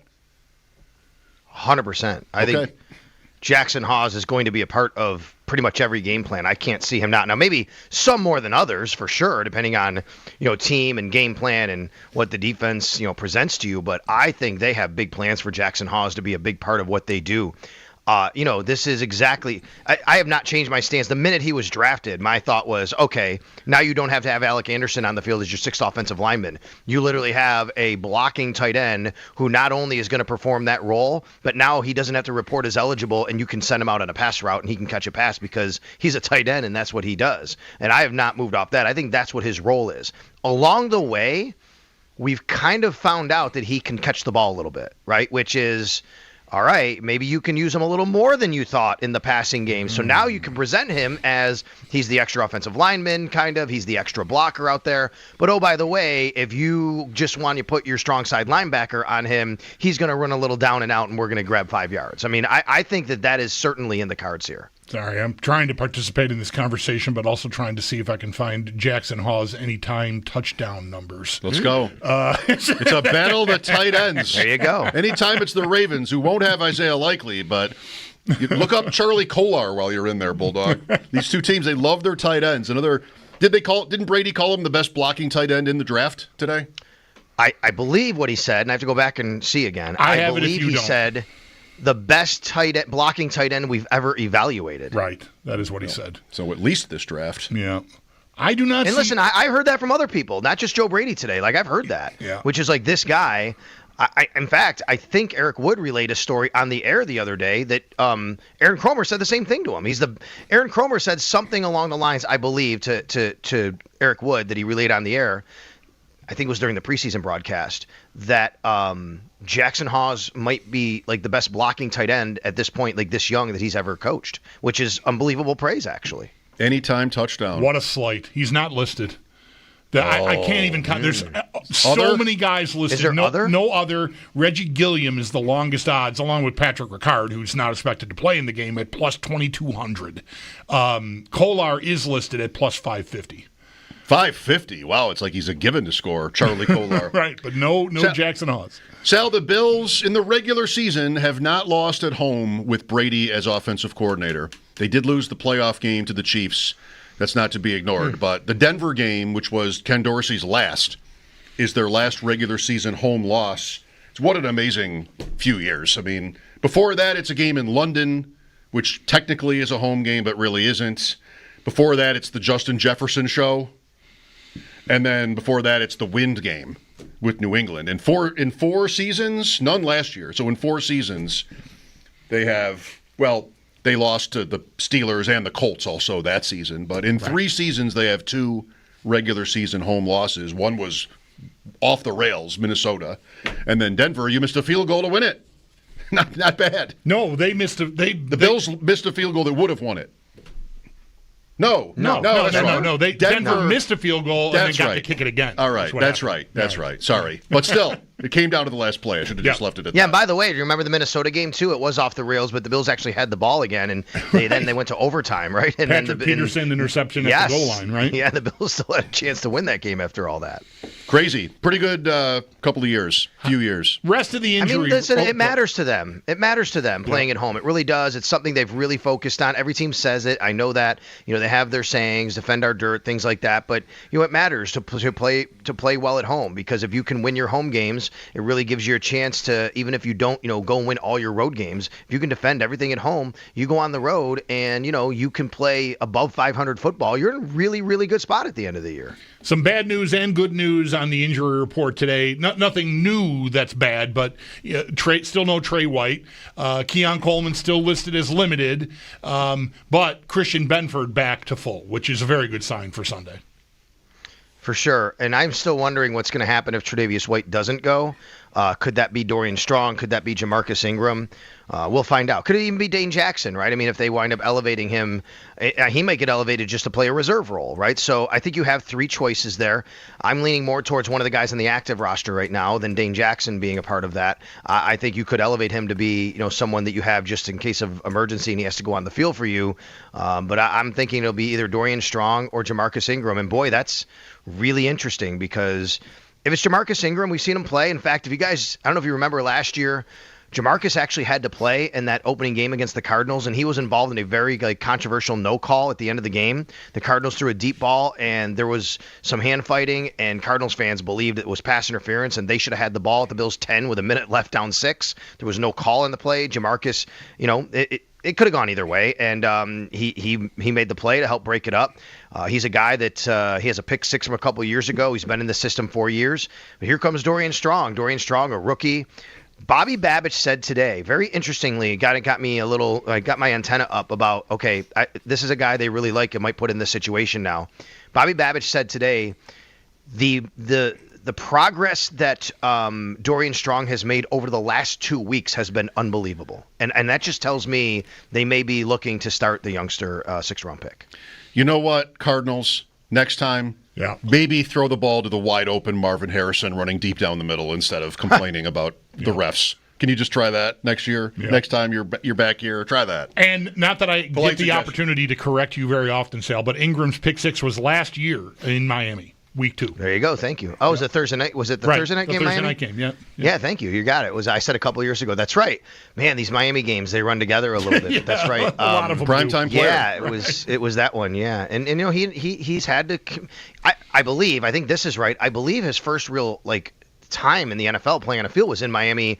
Several years ago, and he got pressed into duty, and I'm like, okay, that's when I started going, okay, I think this kid can play a little bit. He's got the length, and they use him a little variety of ways, but we'll see how he gets used on Sunday, if he indeed is used. Not to speak for you, Sal, but we don't often feel old, but this doesn't help. Josh Allen having his jersey retired at Wyoming this year. That'll be November 22nd. And the Bills will play in Houston on the Thursday night. It's not a bye week. So they'll play in Houston on the Thursday night, and then he'll presumably travel to Wyoming for the weekend. And then it's Pittsburgh the week after. I don't know if he will, because I will tell you, Craig Bohl, his Wyoming coach, was here last month. We talked with him because one of the story is, Josh Allen is going into the Wyoming Hall of Fame. And I believe when we spoke that everybody said that Josh won't be there when it happens. He's going to the Wyoming Hall of Fame. So I wouldn't be set on that he would be going to Wyoming. That'd be weird. I think I saw a few reporters say today that he would be there, but I don't know. Maybe the jersey retirement he would be, but not the Hall of Fame. Maybe those are two separate things. Okay. That's probably what it is. That's weird if he doesn't go. Yeah. I know it's not easy to fit that in. I would think they're timing it so that it could be an opportunity for him to actually get there on a weekend when there isn't a game on a Sunday. That's right. Me too. Yeah. You're right. I'm wondering if they are two separate times, because a jersey number thing would just simply be for the football program that day, right? Where the Hall of Fame would be for the Wyoming University Hall of Fame with multiple people. Sal, last thing, not to end on a sour note. I apologize in advance. You watched the end of the Yankee game in Houston? I did not last night. I watched Devin Williams blow it, and then I was at a fantasy draft when all that was happening, and then by the time I got home, I said, I'm not watching the ninth inning. Do you happen to see Reed Ferguson tweeting about the final pitch? I did see that, though, and I want to make a point to go back and look at the final pitch, because I haven't. And it's funny this happened, because so I was in the locker room yesterday, and Reed and I, obviously Reed's the longest tenured Bill. We've known each other a long time, and he's a big Yankee fan. I know that. He actually, I believe he has a house now or lives in Houston. It's where his wife might be from. And they've gone to Houston, him and his brother, to watch games there. And he said to me in the locker room, hey, Yankees are playing really well. And we had this conversation, and then yesterday happened, and it made me think of this, which was his tweet. But anyway, go ahead. I did not look at the pitch itself. He's a Yankees fan, I gathered from the tweet, because yes. The pitch, so it's just a picture of the box, and there's pitch 6, the called third strike to end it, 8-7. It couldn't be closer to being a strike on the outside corner than it was. Like it's out. I zoomed in on it to make sure there was literal space between the circle where the ball is and the box, like as even like sort of taking for granted that the box is accurate, which I tend to do, but it's so close. And here's Reed Ferguson, robot umps. We got to give these umps and these referees a little bit of room to fail. I just couldn't live with being criticized for missing a call by that little. But, I understand. He is a passionate Yankee fan, sure. though. I'll say I'm not blaming him. It's great. And yes, for sure. He loves his Yanks. I have not seen it. Now, I will tell you, I didn't. Did you watch the pitch, Mike, itself? No. I have not. No, I just saw maybe the graphic. Okay, so maybe what I'm guessing is he was watching it, and he just said, "Oh my God, that's terrible," and then he just took the screenshot because he wasn't gonna do the video of the actual MLB broadcast or something. Maybe I did watch it. I didn't watch it live. I know that, but yeah. When I woke up and I saw the Yankees lost 8-7, I'm like, "Oh my God, they almost came back," because I knew they had blown it. And I mean, Devin Williams just been a disaster this year for them. Yeah, it's interesting to see a professional athlete just not go off. He didn't say very much, but I'd like to hear his opinion. I'd like to hear him elaborate on the idea of, automated officials. This year, do you see it today? I don't know if it was new today, but it's out today, like the added situations in the NFL where the Sky Ref has the authority to change the call. Like it's penalties. There's a lot of new ones where they're telling you, and I can't. They're going to do anything they want with that Sky Ref. And if it's something that isn't on our list, they're going to tell you the next day why it actually was. Every time I read any reference to that, I think back to last season on Monday Night Football. Like it was shortly after the face mask on Darnold in the end zone didn't get called. And there was a lot of discussion. We even discussed it on our show. Like, well, why shouldn't Sky Ref, if that's plainly obvious it happened, why shouldn't they fix that? Well, because that's not the way the rule works. And then later in the season, on a Monday night broadcast, they did the exact same thing. It was almost the exact same kind of foul. And they got together and talked, and eventually they decided to throw a flag. And Joe Buck's asking their rules analyst, like, I thought that couldn't happen, and I thought that guy was whoever, it was a younger guy, and his name I do not remember. It sounded like he wanted to, not be on TV anymore. Yeah. Because Buck, and I give Buck a lot of credit for this, he was, I thought that they couldn't do this. And the guy didn't know what to say, and then they just eventually just moved along, because, it's football, there's another play. But when they did that, I'm like, they're going to do whatever they want. Is basically the edict. I mean, they're going to say one thing and do another, probably. Try to cover it up like they aren't having Sky Ref do it. But that was an instance, plainly, that happened during a regular season game last year. Russell Yerk. Thank you. Is the guy's Every name. time you think I'd remember it. We've talked about this 4 different times. Every time you get his name for me, and I can never remember It's a fun name. Russell Sounds Yerk. like a name you could remember, yes. though. Hey, before I head out, thank you very much, Twitter follower Bills Daily, who does a really nice job, and they have their own page. Said Allen announced he will be going back to Wyoming on November 22nd for the jersey retirement in a clip. So thank you. And I think you guys might have said that. So yes, I did not see that today, but thank you. I believe though when we talked to Craig Bowl, he said he might. I think the question was if he would be there or not for the Hall of Fame for Wyoming. But thank you, Bills Daily, for correcting me on that. Russell Yerk should have been a nose guard in the 80s. Yes. Right. I played golf with Jim Burt. That's Burt. a great name, too, for a nose guard, right? Jim Burt. Played golf with him at the Jim Kelly Classic. And, Mike, I got to tell you, Jim Burt's got to be, 60-something years old now. Maybe. And he's this bigger guy. He's played football, and he's a bit of a stick. I mean, his short game was really good, by the way. I have a Jim Burt story, but I don't have time here for a special date. Okay. Thank you, Sal. You got it. There you go. Sal Capaccio on the Western Hotline with us. His appearances are brought to you by New York's only outlet liquor. When you need to stock up, it's the place to buy a case. What's your outlet? SkyRef. Of course, the NFL does not call it SkyRef. They call it replay assist, a typically unsatisfying football quote term. Replay assist. So it's not a person. It's just like it's a team. Computer. It's a team of replay people. assist. We can't even call it replay assistant. Can we just call it replay? We can't. SkyRef, Time for break. SkyRef would work great. SkyRef is great, but it's intentionally condescending. Like it's just space ref, SkyRef. The implication. I'm not sure I coined it, but the implication is somewhere out there where you have no access is how they're deciding these calls. And it is, not great for me. Not great. Maybe people like it. Enough people will tell you how replay works and imagine the world without it, which is, I can easily do that. Oh, yeah. Be a much, it's getting harder all the time, because it's so omnipresent, but yeah. World to navigate. Yeah. Time for a break. Lines are open for your calls. Bills and Ravens Sunday night here on WGR.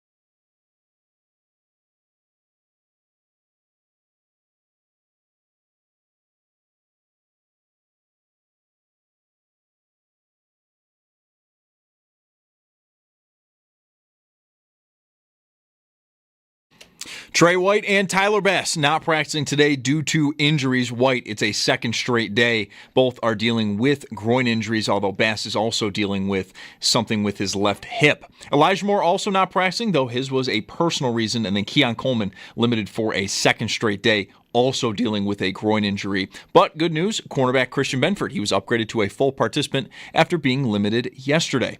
The Barnes Firm Injury Report brought to you by The Barnes Firm. Injured? For help, call 1-800-8-MILLION. For the Ravens, cornerback Jair Alexander, he was upgraded from limited to full, and then both fullback Patrick Ricard and tight end Isaiah Likely miss for a second straight day. The Bills also did have some roster moves from earlier this morning. Kicker Matt Prater signed to the practice squad, and then defensive tackle Dwayne Carter, he was placed on IR, and with that, DB Sam Franklin was signed to the 53-man roster. The NFL season will get underway tonight. Philadelphia Eagles hosting the Dallas Cowboys. Kickoff just after 8:20. Our coverage right here on WGR will get underway at 7. And both teams have made some practice squad elevations. Eagles with safety Marcus Epps and linebacker Patrick Johnson. The Cowboys with wide receiver Ryan Flanoy and linebacker Buddy Johnson. The Broncos have signed edge rusher Nick Bonito to a 4-year extension worth up to $120 million. $70 million of that is guaranteed. And former Bills wide receiver Amari Cooper not going to be playing with the Raiders this year. Instead, he is calling it a career and will be retiring. And then in baseball, Bisons versus Syracuse was postponed today due to rain. It's going to be made up tomorrow at Salem Field. A single admission doubleheader, first pitch just after 4:30. It's Paddock Chevrolet Sports Headlines. Paddock Chevrolet celebrating 90 years of being your hometown dealership. I'm Zach Jones for WGR Sports Radio 550.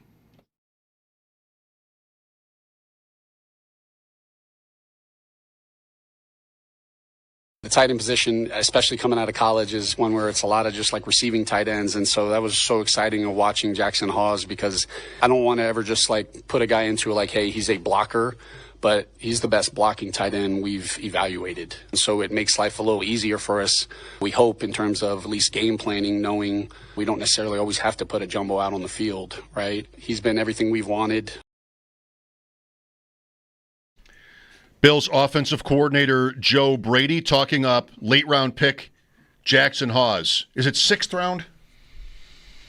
You don't know. I can tell you in 1 second. Hang on. Sal says, to paraphrase, don't be surprised at all if he's involved as early as Sunday. 5th round. 5th round. We'll see if John Hussey is ready for Jackson Hawes. Somebody better be. He's coming through that door one way or another. The Bills have John Hussey referee Sunday night. Got to get to Warren Sharp's website for more on just like what to expect. The crew might be different. There's got to be some change year to year. I don't have any official fantasy leagues, so I don't keep track. I haven't been drafting. So I don't know who might be where. Can you, or are there fans who can remember games for refs? Like Bills games for refs? No. I can't even right now. You asked that question. One of the most famous ref things that ever happened in a Bills game goes all the way back to, is it Kelly's rookie year? They're giving him the business, and I can't think of that guy's name. Okay. It's Ben Dreith. Ben Dreith. Yeah, something famous or controversial would do it or could do it. Otherwise, I feel like every big game the Bills have had the last few years is at Cheffers.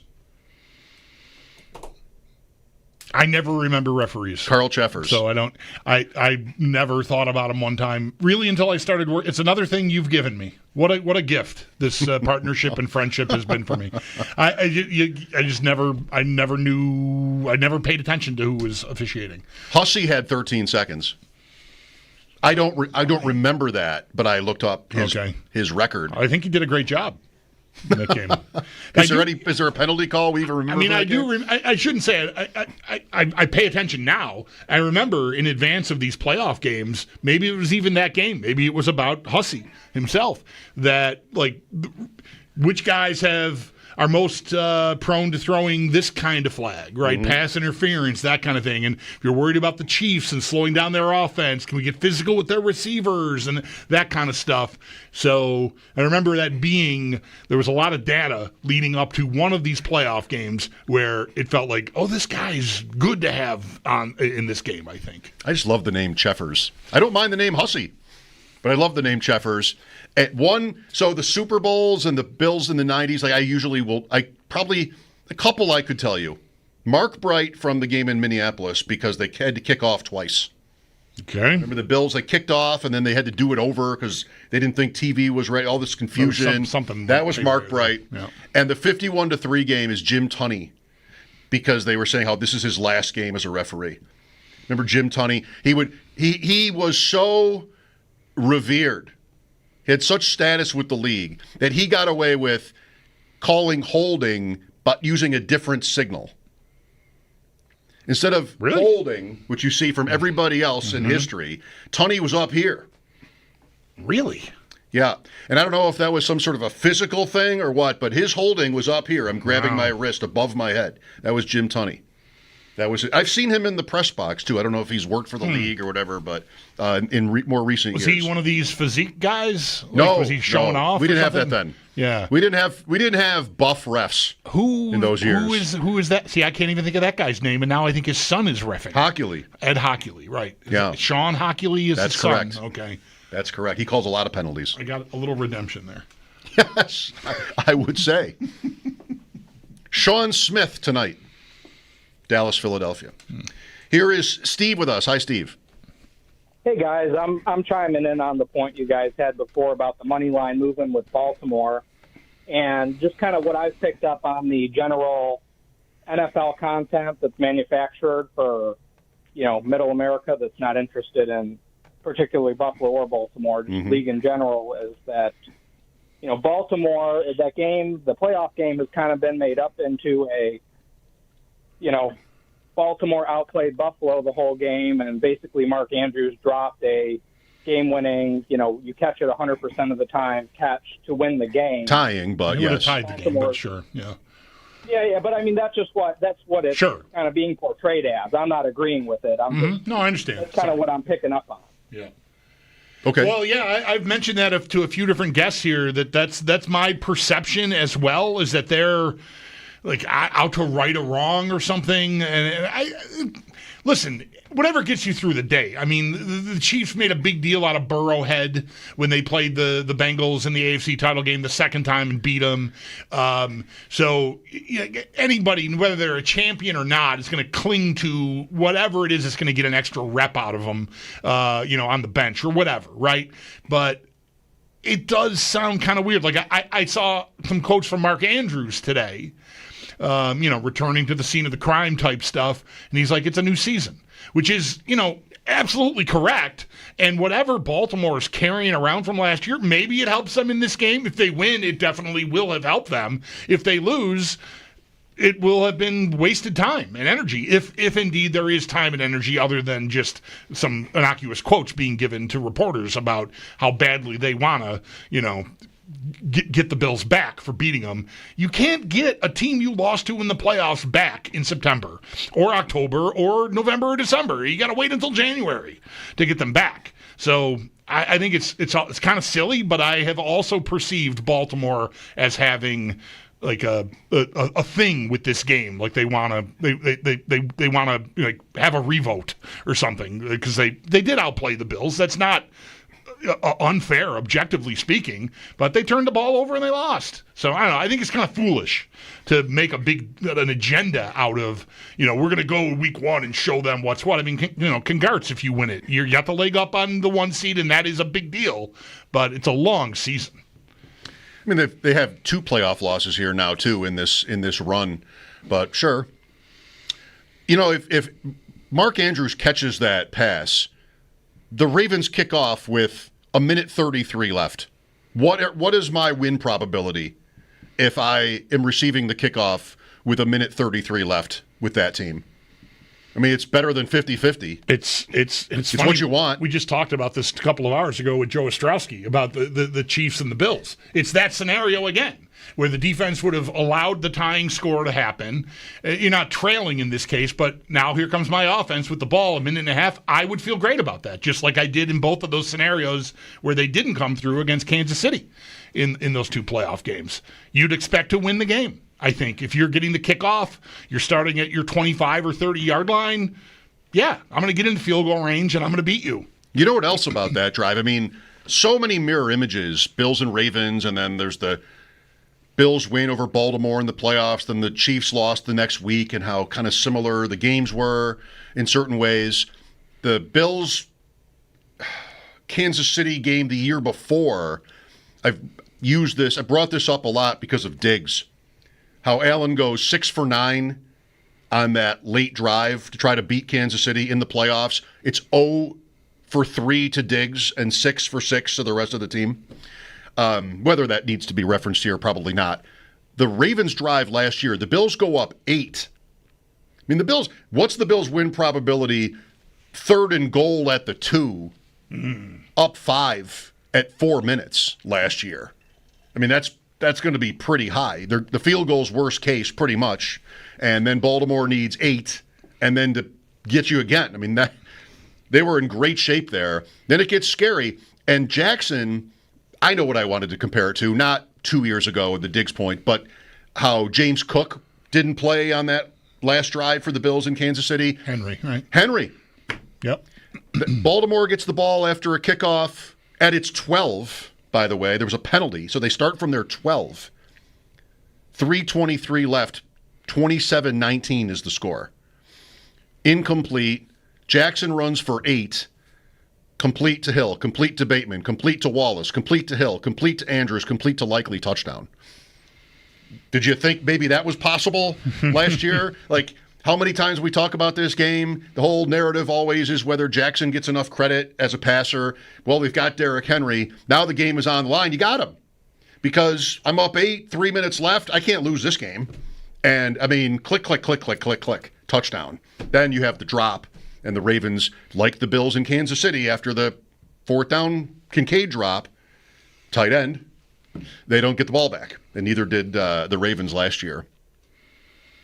Oh, I'm so glad it's almost here. I can't wait for tonight. Right. I can't wait for Hussey.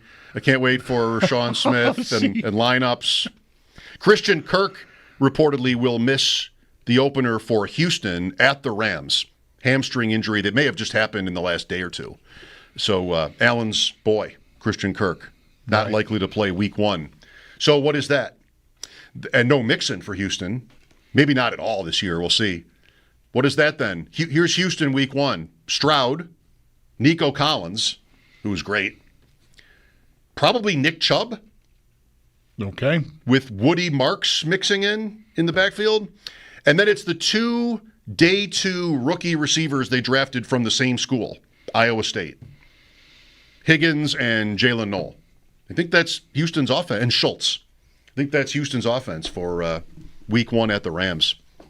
It's an interesting game. I could see that going either way. I don't love the Rams like as a survivor pick because of Stafford, whether he's fragile, and Houston can kill you. Like I wouldn't go near that game as a survivor pick. To me, that's a coin flip game. I don't even know what the spread is, but that's a very tight game. Rams by maybe 6. Wow. Like Joe Estraki was talking about, find me a defense that can beat these big 3 in the AFC. I don't know if Houston's it, but they have players. Like they have the 2 edge guys, and Stingley. Top shelf corner too, right? Not the team. If I were Stafford, I probably doesn't think this way, but I'd want to play out of the box. Not playing at all in the preseason, hardly really practicing. Now I get Houston. These guys, yeah. I don't really love that for him. Thanks for the call, Steve. Mike Schopp and the Bulldog. We'll be right back. Lines are open for you here on WGR.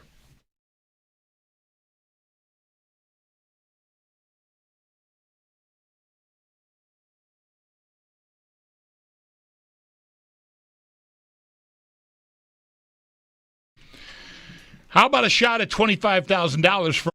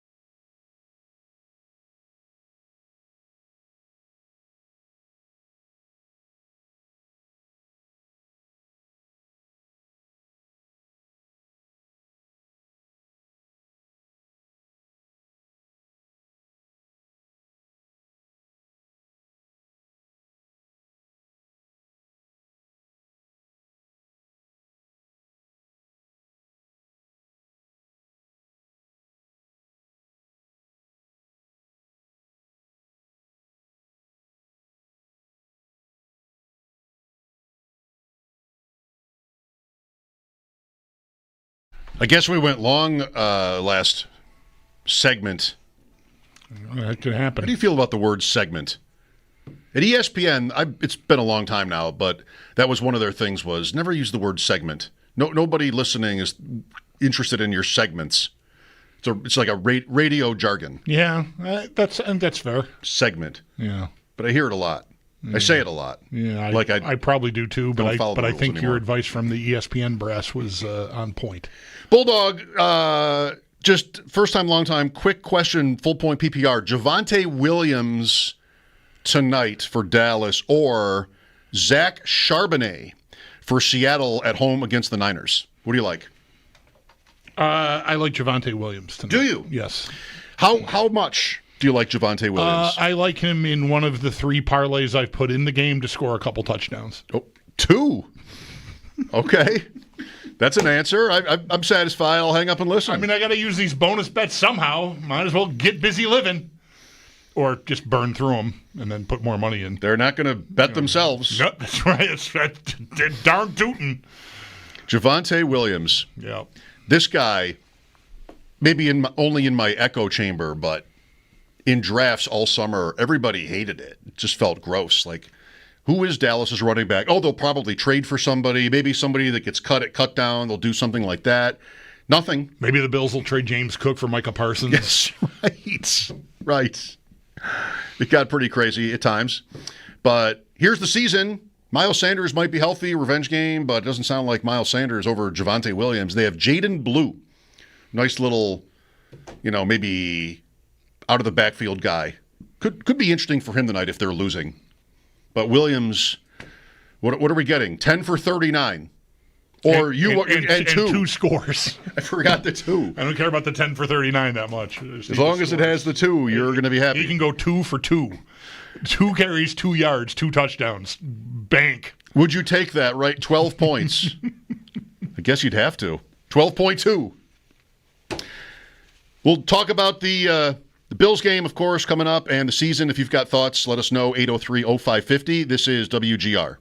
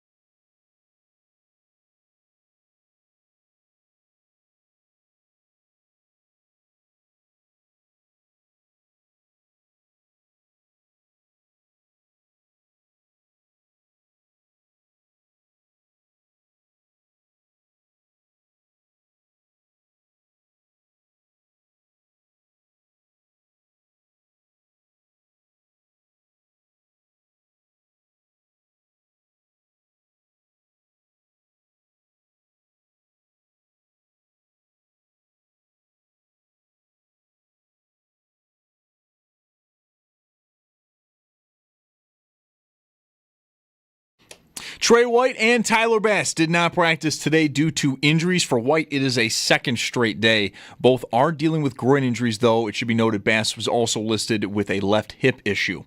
Elijah Moore also did not practice, though he was a personal reason, and Keon Coleman limited for a second straight day, also dealing with a groin injury. The good news, though, Christian Benford upgraded to a full participant after being limited yesterday. And the Barnes Firm Injury Report brought to you by the Barnes Firm Injured. For help, call 1-800-8-MILLION. On the Ravens side of things, cornerback Jair Alexander upgraded from limited to full, and both fullback Patrick Ricard and tight end Isaiah Likely did miss for a second straight day. We also had some roster moves for the Bills. Kicker Matt Prater has signed to the practice squad, while defensive tackle Dwayne Carter officially has been placed on IR, and with that, defensive back Sam Franklin was signed to the 53-man roster. The NFL season does get underway tonight. The Philadelphia Eagles do host the Dallas Cowboys. Kickoff just after 8:20. Our coverage right here on WGR will get underway at 7. And before tonight's game, both teams did make practice squad elevations. Eagles with safety Marcus Epps and linebacker Patrick Johnson, while for the Cowboys, it's wide receiver Ryan Flournoy and linebacker Buddy Johnson. The Broncos have signed edge rusher Nick Bonito to a 4-year extension. It's worth up to $120 million. $70 million of that is guaranteed. Former Bills wide receiver Amari Cooper not going to be playing with the Raiders this year. He is, in fact, calling it a career and will be retiring. And then in the U.S. Open, we've got semifinal action tonight. Jessica Pegula, she goes up against Aryna Sabalenka at 7 p.m. The other semifinal is Naomi Osaka versus Amanda Anisimova. That match is expected to start just after 8 p.m. It's your Paddock Chevrolet Sports Update. Paddock Chevrolet celebrating 90 years of being your hometown dealership. I'm Zach Jones for WGR Sports Radio 550.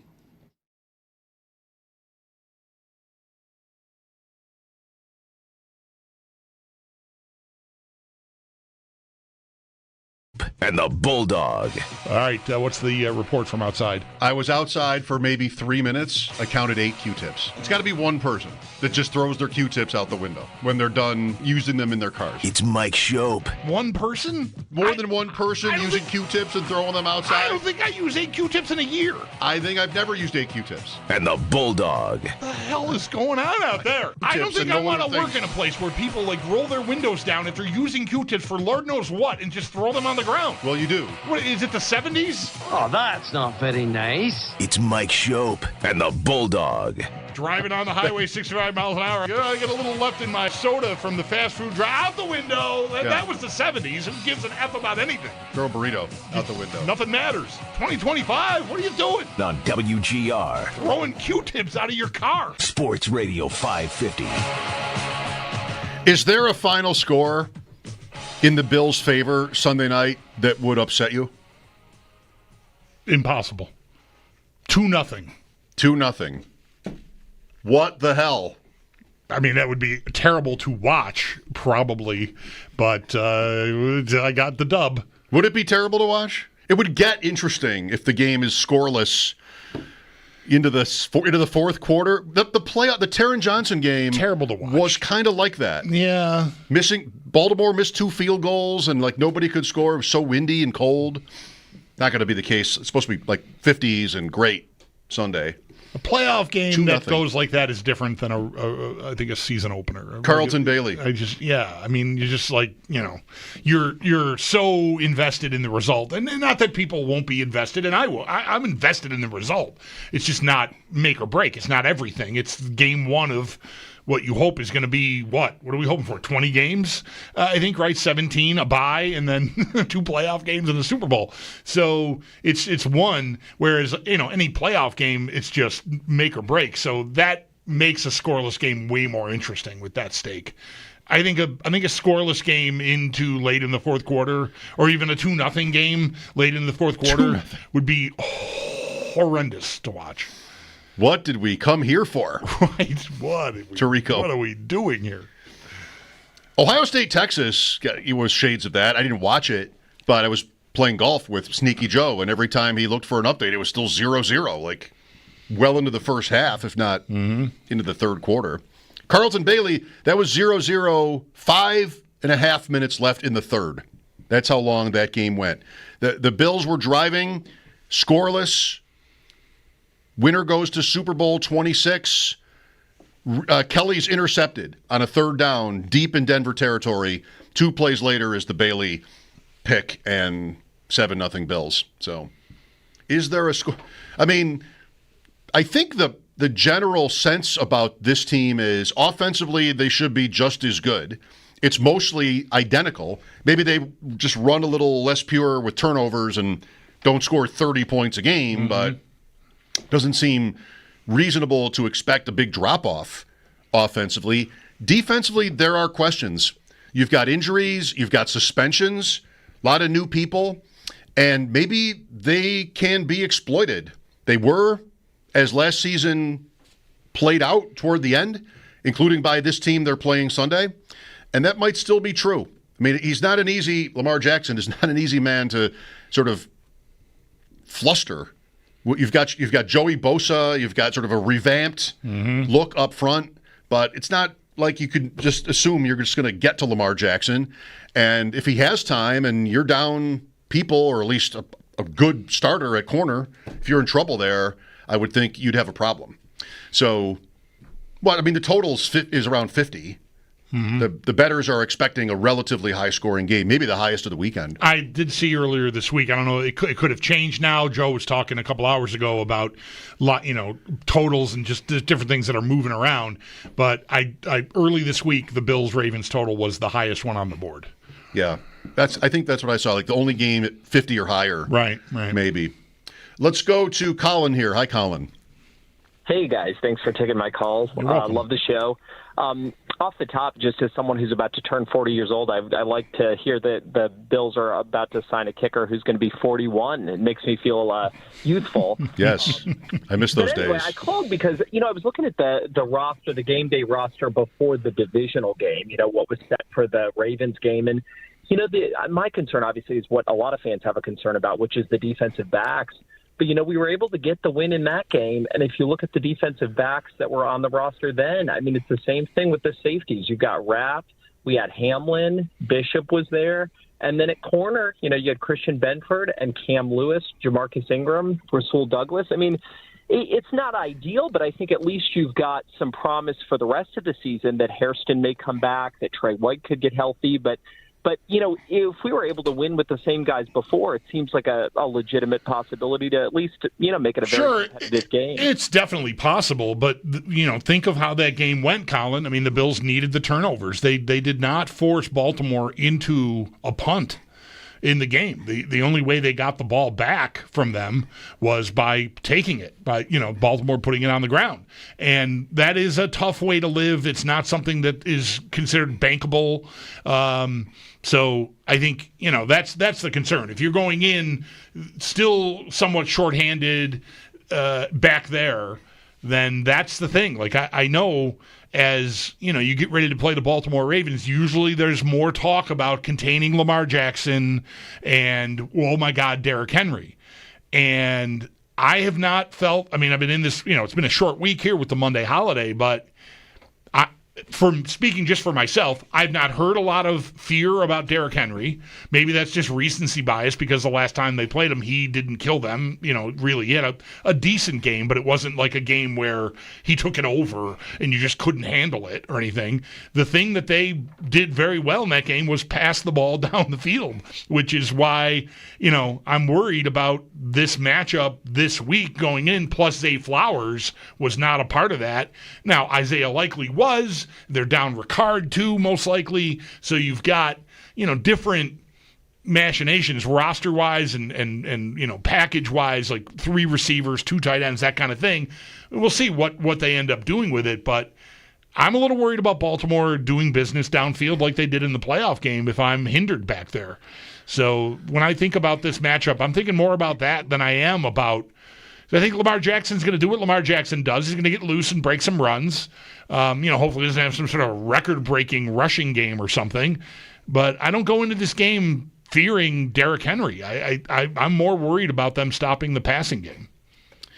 I would say this, and this is sort of I feel like this is going to be, if I spit it out well enough, kind of how I want to end the offseason.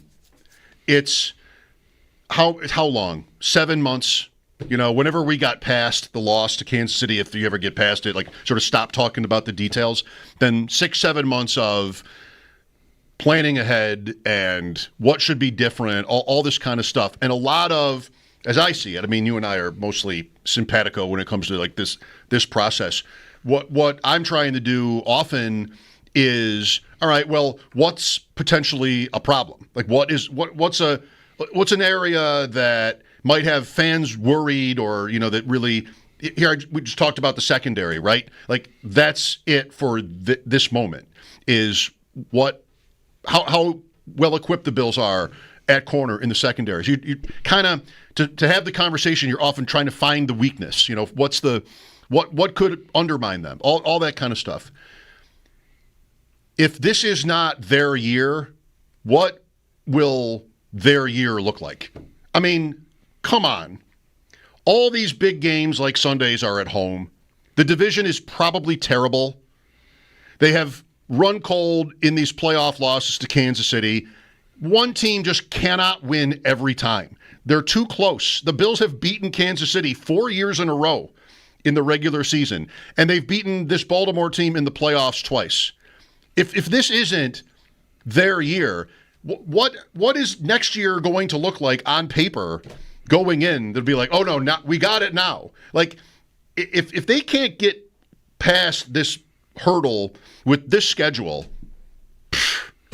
I don't know. I wonder if that'll just be it for me. Because it's just like, we just watched, what was Kansas City's last game? They got buried. We knew they were, I don't want to say bad. I'll say it. They could be had. They were gettable. You knew they were so beatable last year. You still lost. You still couldn't stop them. And if they, I mean this sort of as a counterpoint or just an addition to all the conversation we had about the secondary and the suspension, all the question marks on defense. So what? I want to say back to somebody who's going to lay all that out. If this team, how does this team not get there? I mean, they could have the same year again, where they run through the division and they go to the playoffs, home or away. They've lost both. They've lost it twice. They've lost at home twice in these few years in the playoffs. One game wasn't even that close, and it wasn't even against Kansas City.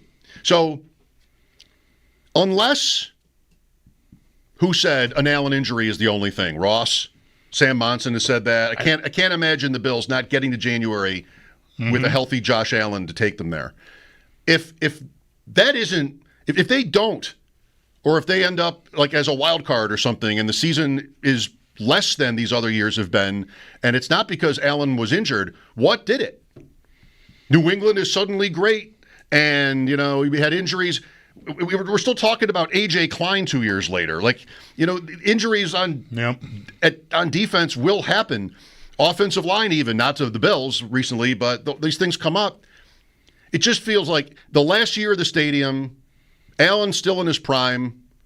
Maybe Kansas City's not worse, but they were sketchy last year. It's not like they don't go into the season, I think, with the same status as they had before. If this isn't the Bills' year, what will it look like when it is? I keep going back to Peyton Manning as a sort of as an excuse almost. Like, hey, don't just sort of like to alleviate any fears. Don't freak out if this team loses 6 games, because Manning's Colts did after winning 13 every year, and they won the Super Bowl the year they didn't. Right. But that's not what. How interesting is that, or how predictive is that? It's not going to tell us anything about the Bills. It's just, you know what I'm saying. It's all set up perfectly. I get to play New Orleans. I get Carolina, the Jets twice.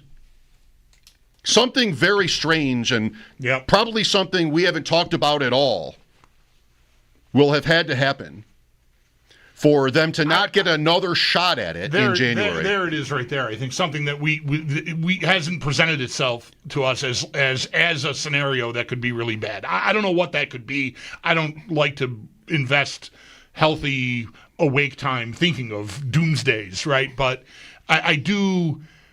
It's like I'm worried about the secondary in this matchup. But after that, I mean, I guess I'd want my guys against Miami, probably, right? Because it was Hill and Waddle. But I got the Jets, I've got New Orleans, I've got New By the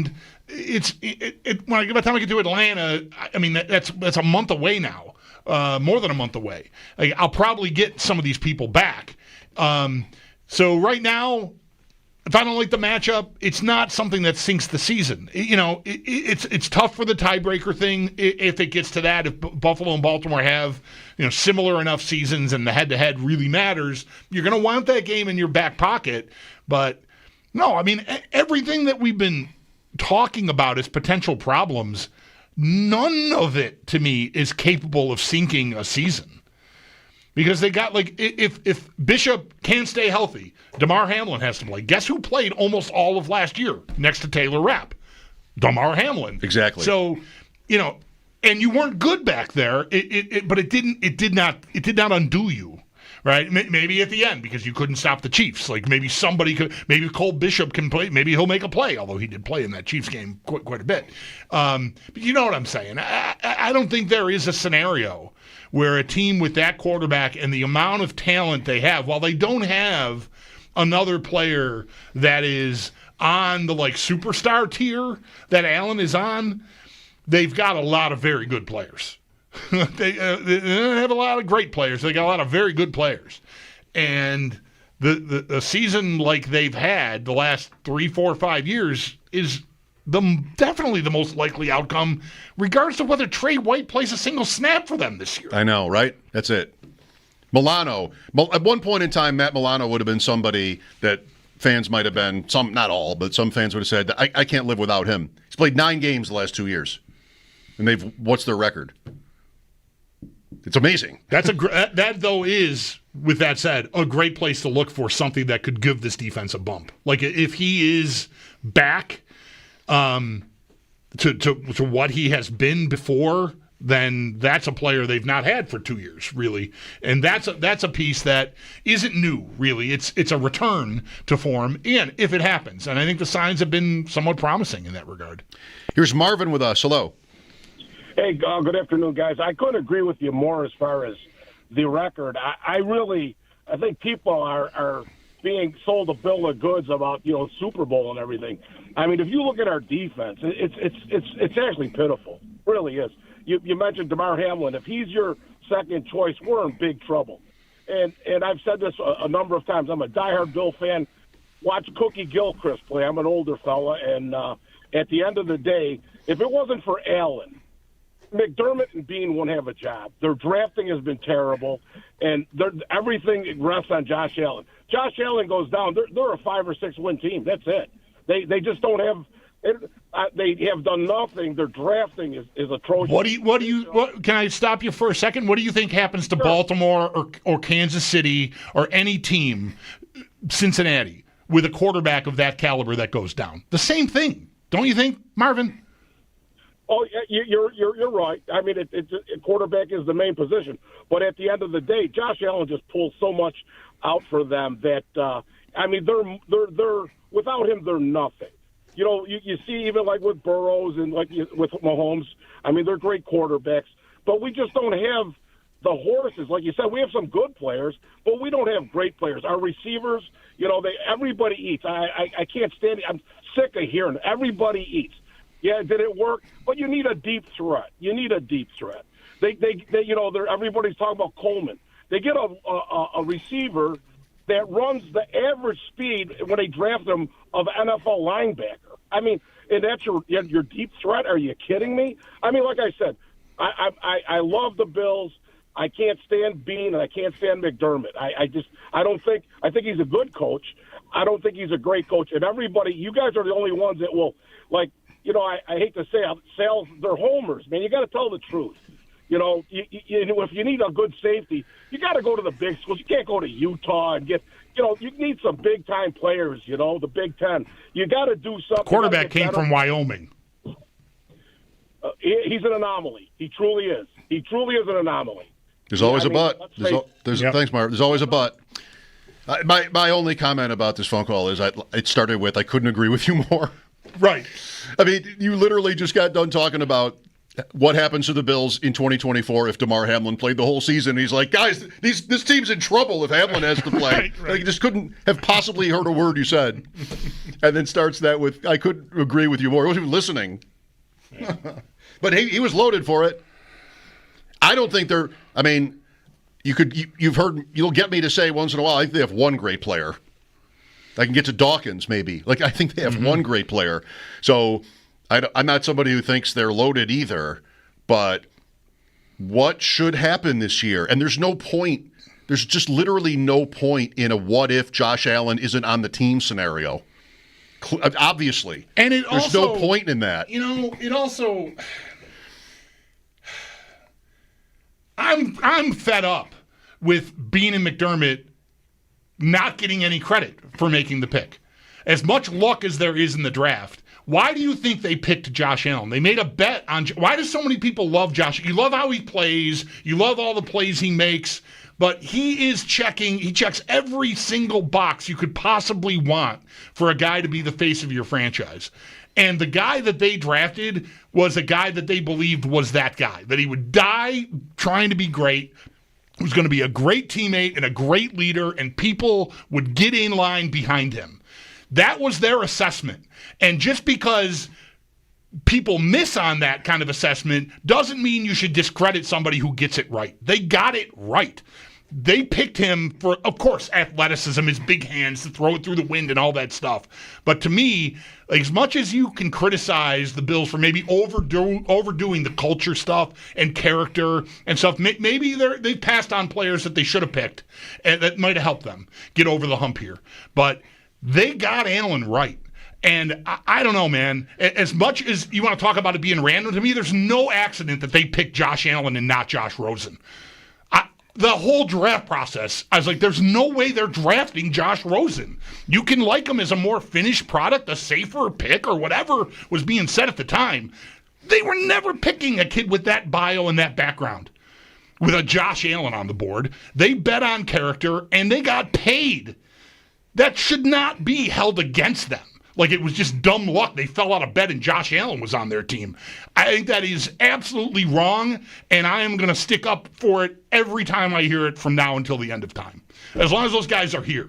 Because it's a case of, I got to be mad at somebody, so let me be mad at the guys that I don't really root for. I love the Bills, but I hate the coach that ended the drought and built a team and a culture that guys are bending over backwards to come back here to be a part of. That is not nothing. That's a lot to do in the NFL. With all the different personalities you've got in locker rooms and on teams, do they get everything right? No. But man, they got Allen right, and they deserve some modicum of credit for that, not just to have it just glossed over as, well, they just threw a dart. I almost said BS on the radio just now. It is absolutely that to me. You'd get away with it. I'd like to. I wish I would have done it. I mean, the moment's gone now. We have a plan for that. I mean, Homer, right, everybody? Bam. All right, good job. And thanks, Marvin. You were strong. Mike Schopp and the Bulldog back after sports. This is WGR.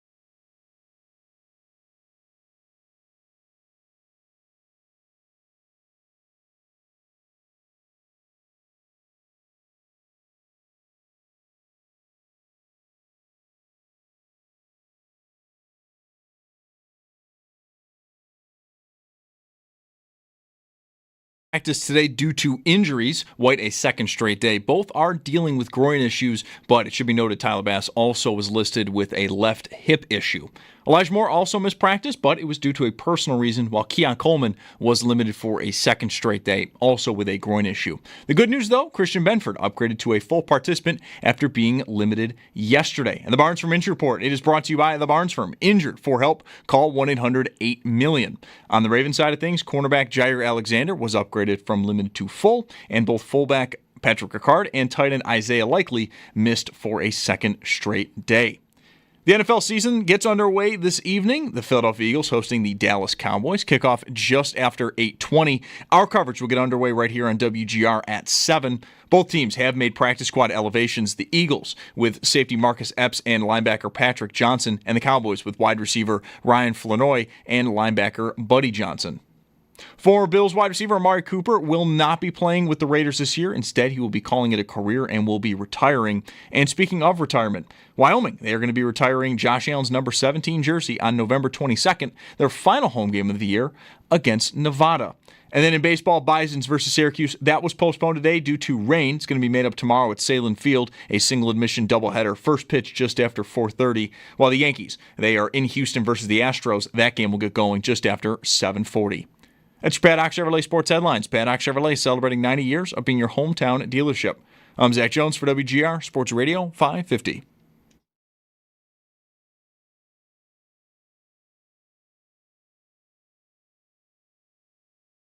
Christian Benford overall is just unbelievable. It's his work ethic. It's the way he goes about his business, his consistency in everything he does.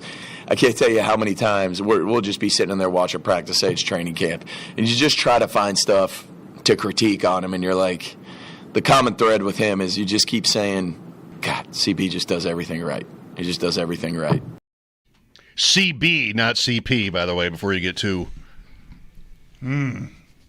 much of a big head. All right, I would have felt really good about that. Bobby Babich on Christian Benford. Mike Schopp, the Bulldog here. Thanks for listening. NFL opener tonight, Dallas at Philadelphia.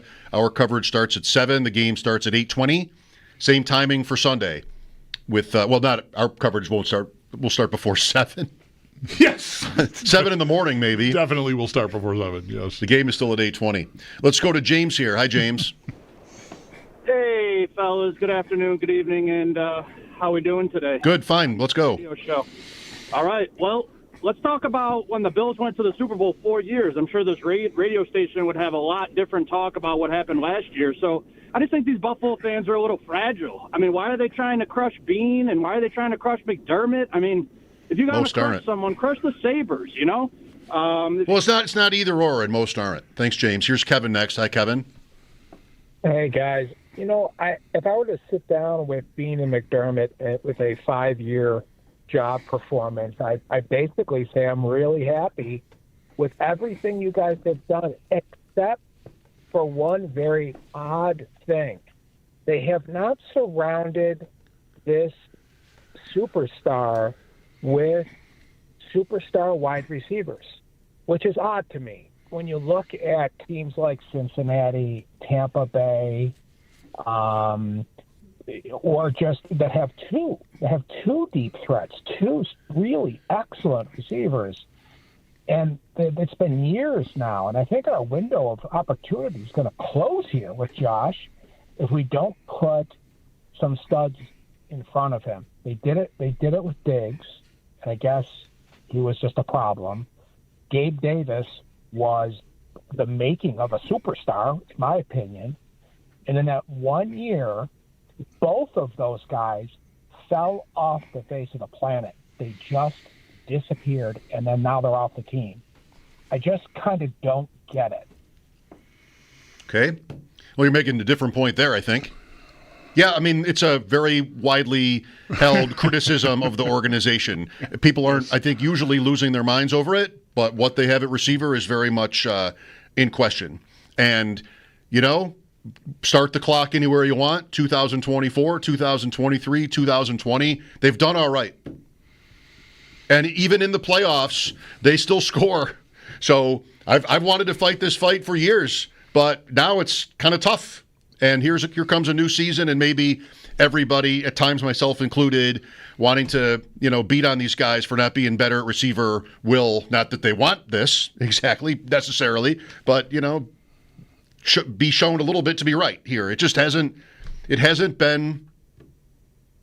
them. No, I mean, last year, Bean is not wrong to point at the scoreboard to talk about the year they had last year when he's, on the offensive about criticism of his drafting and his receiver core. The question that I still have now is, okay, well, that's 1 year, and is it something you can duplicate? I understand them not wanting to do more off of last year, but they also lived off of turnovers a lot last year, and not just their own. They didn't turn it over themselves. And, Joe Marino has pointed this out, maybe the last round of this, not that this is necessarily a new round of it, but, the takeaways aren't sticky. The Bills have been in the top 5 every year with McDermott. Like, they take the ball away effectively, tactically. I don't think that's all just luck. Some of it is, certainly, fumble recoveries, that kind of thing. But they have taken the ball away effectively every year of McDermott's thing here. What they hadn't done prior to last year was take care of it to such an extent. And I'm expecting them to take the ball away plenty. I don't know that they'll lead the league or be top 3 or whatever they were last year, but I think that if there's a correction coming here, a regression coming, it's in them not ever losing the ball when they put it on the ground themselves. And that helped them score their 30 points a game last year. And if that goes away, where are you? Like, if you need more from your offense because you've got longer fields, you're not, or you're behind because you're turning it over, whatever. I would not bank 100% that they're all set if someone in that receiving corps doesn't emerge here. I mean, they I think probably need someone to do that this year. I think probably going back to, just quickly I'll say this, and we'll go back to the phones. Going back to how we were talking half an hour ago, what are they if they are middle of the pack in turnovers? They're 2 years ago's Bills, probably. I mean, that team was 23rd even, and they were blowing games. The Denver game was 4 turnovers. The Jet opener, Allen threw 3 picks, all to the same guy, by the way, Whitehead. Like, they had 4 games that year with 3 or more turnovers. Last year for the year, how many turnovers did they have? Like 8? Maybe it wasn't that few, but it was low. It's a ridiculously low number. Yeah. So that team went to the second round. They probably can overcome some regression there and still get us to January. Tim is next. Hi, Tim. Hey, how's it going? Quick little scenario to run by you guys. So let's say Baltimore gets the 1 seed, Buffalo, Kansas City in either order, 2-3. We finally do it. We beat Kansas City in the divisional round. We can finally stop listening to everybody say that we can't do it in the playoffs. But then we go to Baltimore and end up losing. Are we happy at all that we finally beat Kansas City, or does it just not even matter? It's not a success. It's not. Right. It is what it is, but it wouldn't be like no biggie. They lost in the AFC Championship again. I'm pretty sure most people would say that. Here's Sean next. Hi, Sean. Hey, gentlemen. How are we doing today? Good. All right. So, yeah, I agree with a few callers back as far as the roster, really kind of top to bottom, outside of Josh being average, being mid. And you take a look at the Eagles. You take a look at, obviously, the Ravens, the Chiefs. We go position group by position group. You've got, I would take almost every other position group on those teams other than the Bills. The Bills are quarterbacks against Jackson, Mahomes, and not Hurts, obviously, but Jackson, Mahomes, it's a wash. But then the rosters, top to bottom, are just better. They have more blue-chip players. And we've had 8 to 9 years now, 8 years, of trying to build a formidable defensive line that we actually were able to have under, like, Marone and Rex Ryan. And somehow we're not able to build in 8 years. And, we're worried about this secondary looking as kind of crummy as it does because of that lack of elite talent. And we're hanging our hat on a hopefully not washed Joey Bosa, a kind of non-impactful but yet solid, a.k.a. mid player in Greg Rousseau. Ed Oliver, vastly overrated, I believe, makes a splash play every now and then. But, the more I listen to Chris Sims, he annoys me in some kind of right, and he's got a little, he kind of has a little arrogance to him, but yeah, we just lack blue chip players. And is that what he says? You'd have to tell me what he says. I don't know. Yeah, he basically always cites the fact that there's not enough blue chip guys on the Bills. The one area I would want to stick up for, Mike mentioned it when he mentioned Dawkins. The line overall, they have built a tremendous offensive line. I would take their offensive line ahead of any of the teams you mentioned. Now, Kansas City might have that straightened out with the left tackle they drafted, who's healthy. But the line has been a strength here. And we'll see. If Osiris Torrance, careful what you wish for. You want evidence of a blue-chip player, that means you're going to get a top-of-the-market guard contract for Osiris Torrance as soon as this offseason. Because he might be the best player of that group. And if he has another year like he's had already, he's going to be someone who's going to go right to whatever that. I don't even know what the top of the market rate is for guards, but it's probably $20 million or more. So that'll be evidence of a blue chip player, but now you got to pay him like one. So right now you're getting away with it on the line because really Dawkins is highly paid. They've got Brown under contract for a long time, so the bookends are there, and you're going to have to just kind of keep filling in the rest. We'll see what happens with McGovern moving forward because he's done after this year contract-wise. So you may need to do something there, but the line has been a real strength. And I tend to overlook it when I'm thinking about this point because I'm thinking about guys who are making plays out on the field. I'm thinking about Kyle Hamilton, roaming the secondary or the line of scrimmage for Baltimore or skill players on offense. The line is really maybe the next strength of the team after the quarterback. You know, Sean, you make a lot of points that some of which I would agree with. I'm at a point here in this conversation where I need to ask my question, which is, what are we trying to figure out? All right. I might agree with some of that, the premise of the point that there are 3 teams in the NFL that are better. Are there 4? I don't know. Like, what are we trying to figure out? The overriding point is still, this team wins like crazy, no matter how bad you think they are, everywhere else on the field but quarterback, or anybody thinks. And the only maybe interesting comeback to that is, well, January. And you got to throw your hands up, I guess, at some point because they haven't won a Super Bowl yet. And then there's also a way of looking at this which goes back 10 years and be like, oh my God, how could anybody be upset? I mean, I know there are people listening right now that have to be thinking that. I don't know. They're the Super Bowl favorite again. And if Josh Allen has 85% to do with that, and Mahomes has only 80, and Jackson has only 75 because Kyle Hamilton plays for Baltimore, okay. What are we trying to figure out? Are we trying to decide whether the general manager and the coach are worth keeping? Are we trying to figure that out? The night of the opening game in the league? I don't need to be figuring that out today. I've got no use for that today. Like, what are we trying to figure out here? You want to call back and say, but the Lions. Okay, fine. I don't know. Maybe the Lions. You're in the top tier of NFL teams. There's no doubt about it. And no, they don't. You're right. I can't argue with position group analysis like that. I really can't. Philadelphia, everybody said, had the best roster in the league. I'm no better than second. And, well, okay. That'll have to do. Yeah, whatever we think of ranking their individual talent player by player, group by group, it all works. And it is, to say it's just Allen is, I think, erroneous. I mean, I think it's a discredit to the other players there that are pulling their weight. No, they don't have Kyle Hamilton. No, they don't have Justin Jefferson. And would I be better off if I had one of those guys? Yeah, I think so. But the whole thing works.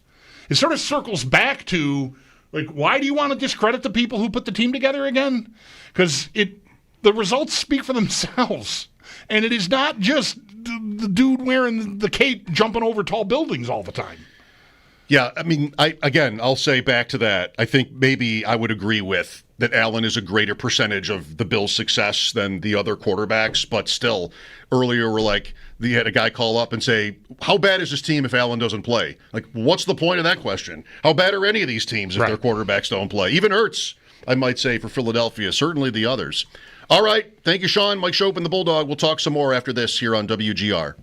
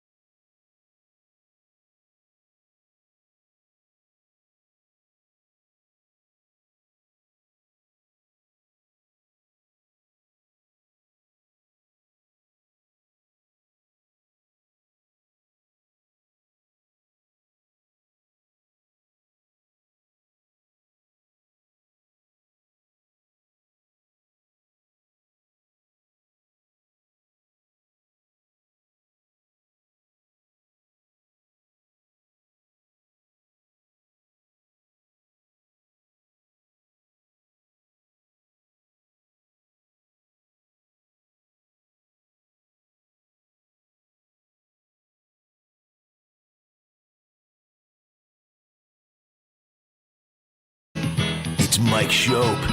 He's Bulldog, talking sports. Call him on the telephone. Toss that bad Bulldog a bone. Bulldog, talking sports. Yeah.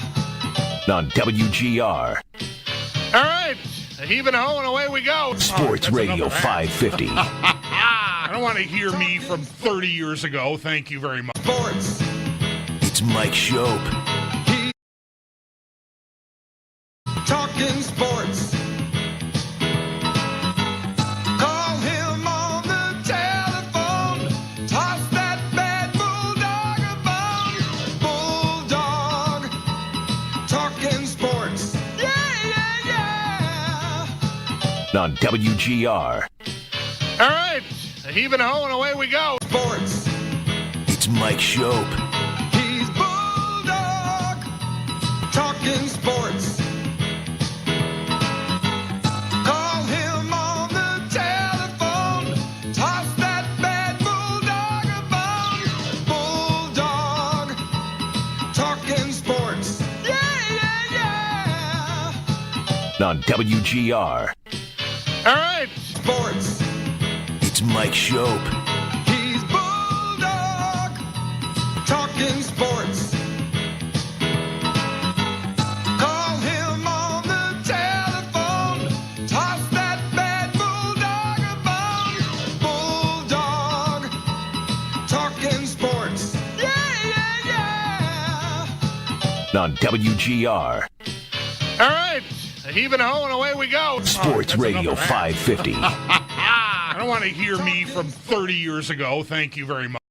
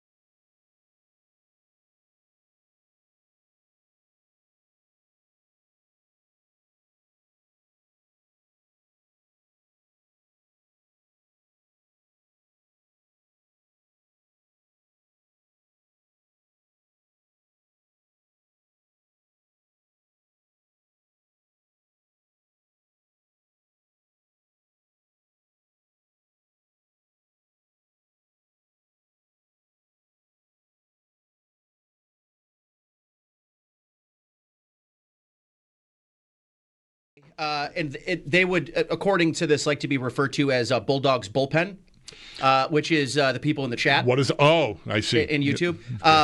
It was the. I'm not sure we're sanctioning that name yet. But okay. I was. That was an official workshop. I guess I did just workshop. I mean, it's their thing. I guess they can really do whatever they want. Right. You don't necessarily. Welcome back. It's been a fun day and a rousing hour here, I would say. Thanks to some of your calls. We appreciate it. Got to keep it a little bit short because we've gone long and we've got a little bit of a shorter show because of the pregame stuff tonight. Not much of one. Bulldog, big fan. I've loved your work. Quick question. Full point PPR, Jalen Waddle or George Pickens tonight against the Eagles? Waddle and the Colts. Pickens. 12. I was almost finished. 12-team league. Don't care. One keeper. Stop talking. 5 linebackers start. Shut up. Pickens. I like Kickers get a bonus point Pickens. based on the length of the field goal. Oh, Pickens? Pickens. Yep. Pickens over Waddle. Yep. Pickens over Emeka Egbuka. Tampa, Atlanta. That's a different question. You've muddied the waters. I changed the question. Yeah. Pickens or Marvin Harrison. Arizona, New Orleans. You got to go Harrison. Harrison should just 300 yards in that game. Will Kyler Murray see him? Pickens or Rome Odunze? Bears, Vikings, Monday night. That's Pickens. That's a Pickens, right? Yep. One more. Pickens or Khalil Shakir? Pickens. Right? Yeah. Yeah. All right. Good job. I agree. I don't agree with everything you say. Well, that's your problem. You're breaking up. I'm having a tough time here out in Lancaster on the roads trying to pick your station up. We'll be back after the update. Mike Schopp and the Bulldog, WGR. Yeah, that's probably right. But I will step aside. I didn't mean for my ego to get in the way. Go ahead, please.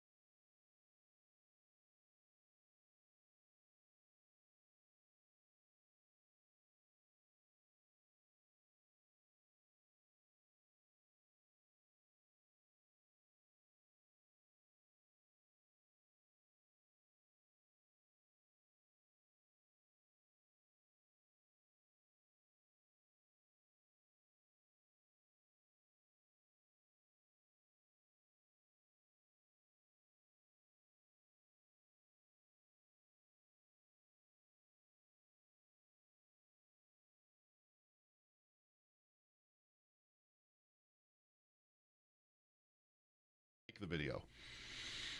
1,000 people are watching it at one time. 8 people have clicked the like button, and that's offensive. In that community, no. Just please go out of your way if you must, and just click on the thumbs up. Do we have the thumbs up? We do. Yeah, all right. Please click the like button. Yeah. It helps to grow. I believe it helps to grow the program. Does it tell the algorithms like it when you get more likes? Does it reveal the identity of the person clicking the like? Not on YouTube. Okay, I'm going to click it then.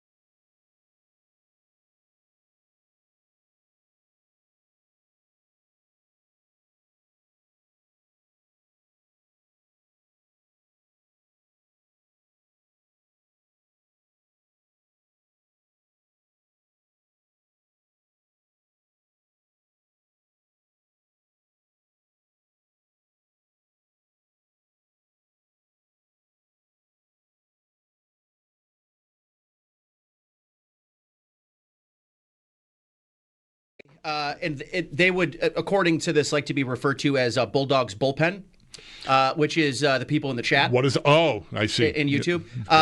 It was the. I'm not sure we're sanctioning that name yet. But Oh, I mean, okay. That was an official workshop. I guess I did just workshop. I mean, it's their thing. I guess they can really do whatever they want. Right. You don't necessarily get to sign I don't off. get to say. Yeah, that's probably right. But I will step aside. I didn't mean for my ego to get in the way. Go ahead, please.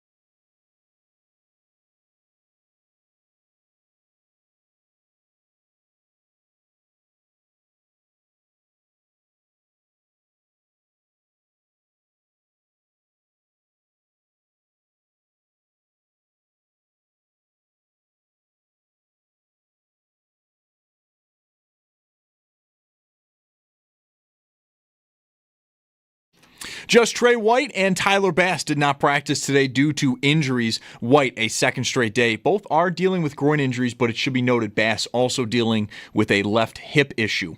Elijah Moore did miss, but it was for a personal reason, while Keon Coleman, he was limited for a second straight day, also dealing with a groin injury. But good news, Christian Benford upgraded to a full participant after being limited yesterday. And the Barnes Firm Injury Report is brought to you by the Barnes Firm. Injured for help, call 1-800-8-MILLION. For the Ravens, cornerback Jair Alexander was upgraded from limited to full, while both fullback Patrick Ricard and tight end Isaiah Likely missed for a second straight day. The NFL season does get underway tonight. The Philadelphia Eagles hosting the Dallas Cowboys. Kickoff just after 8:20. Our coverage right here on WGR will get underway at 7. And both teams ahead of tonight's matchup did make practice squad elevations. Eagles with safety Marcus Epps and linebacker Patrick Johnson, and the Cowboys with wide receiver Ryan Flanoy and linebacker Buddy Johnson. The Broncos have signed edge rusher Nick Bonito to a 4-year extension. It is worth up to $120 million. $70 million of that is guaranteed. And former Bills wide receiver Amari Cooper will not be playing with the Raiders this year. Instead, he'll be calling it a career and will be retiring. And then in baseball, the Bisons versus Syracuse game was postponed due to rain. It's going to be made up tomorrow at Salins Field with a single admission doubleheader. First pitch for that game will be at 4:30. That's Paddock Chevrolet Sports Update. Paddock Chevrolet celebrating 90 years of being your hometown dealership. I'm Zach Jones for WGR Sports Radio 550.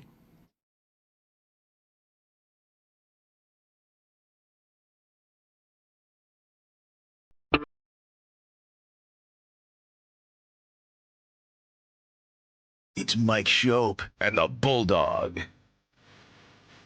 I don't think Michael's ever done drugs. It's Mike Schopp. I don't know if anyone's ever offered him any. Let's go over some of the symptoms of marijuana use, shall we?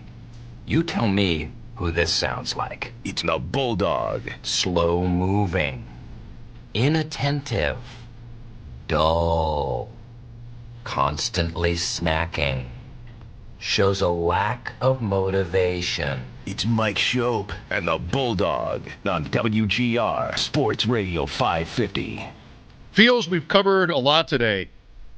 Of course, what you'd expect, Bills-Ravens analysis.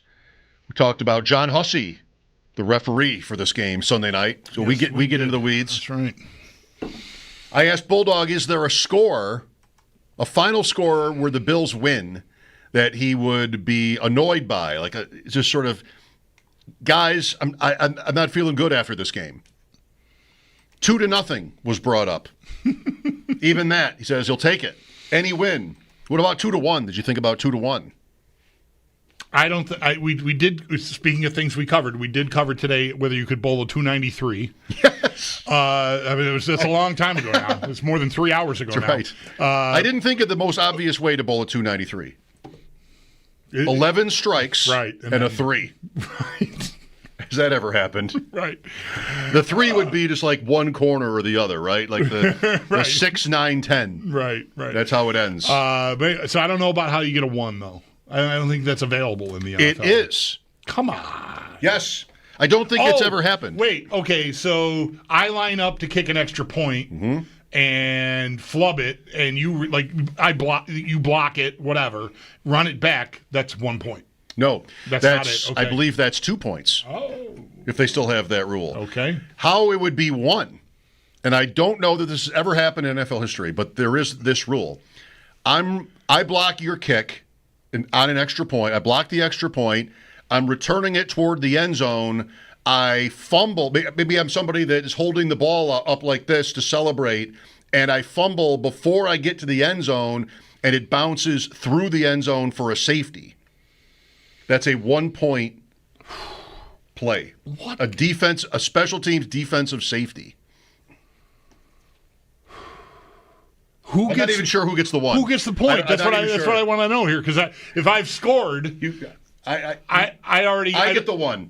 Okay, the team that scored, or the team that blocked the kick, or maybe it's this. Because it can't be the team that scored. Because then it wouldn't be 1; it'd be 7. Right? It has to be the other team. But they've already got the 6, so it can't be them. So, it has to be the defense. But you could get a 1 though. Okay. It has to be the defense. But 2-1 couldn't happen.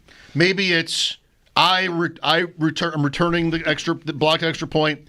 and then I fumble, and then you start to run it back, and then you fumble into my end zone, and that's the 1 point that I get.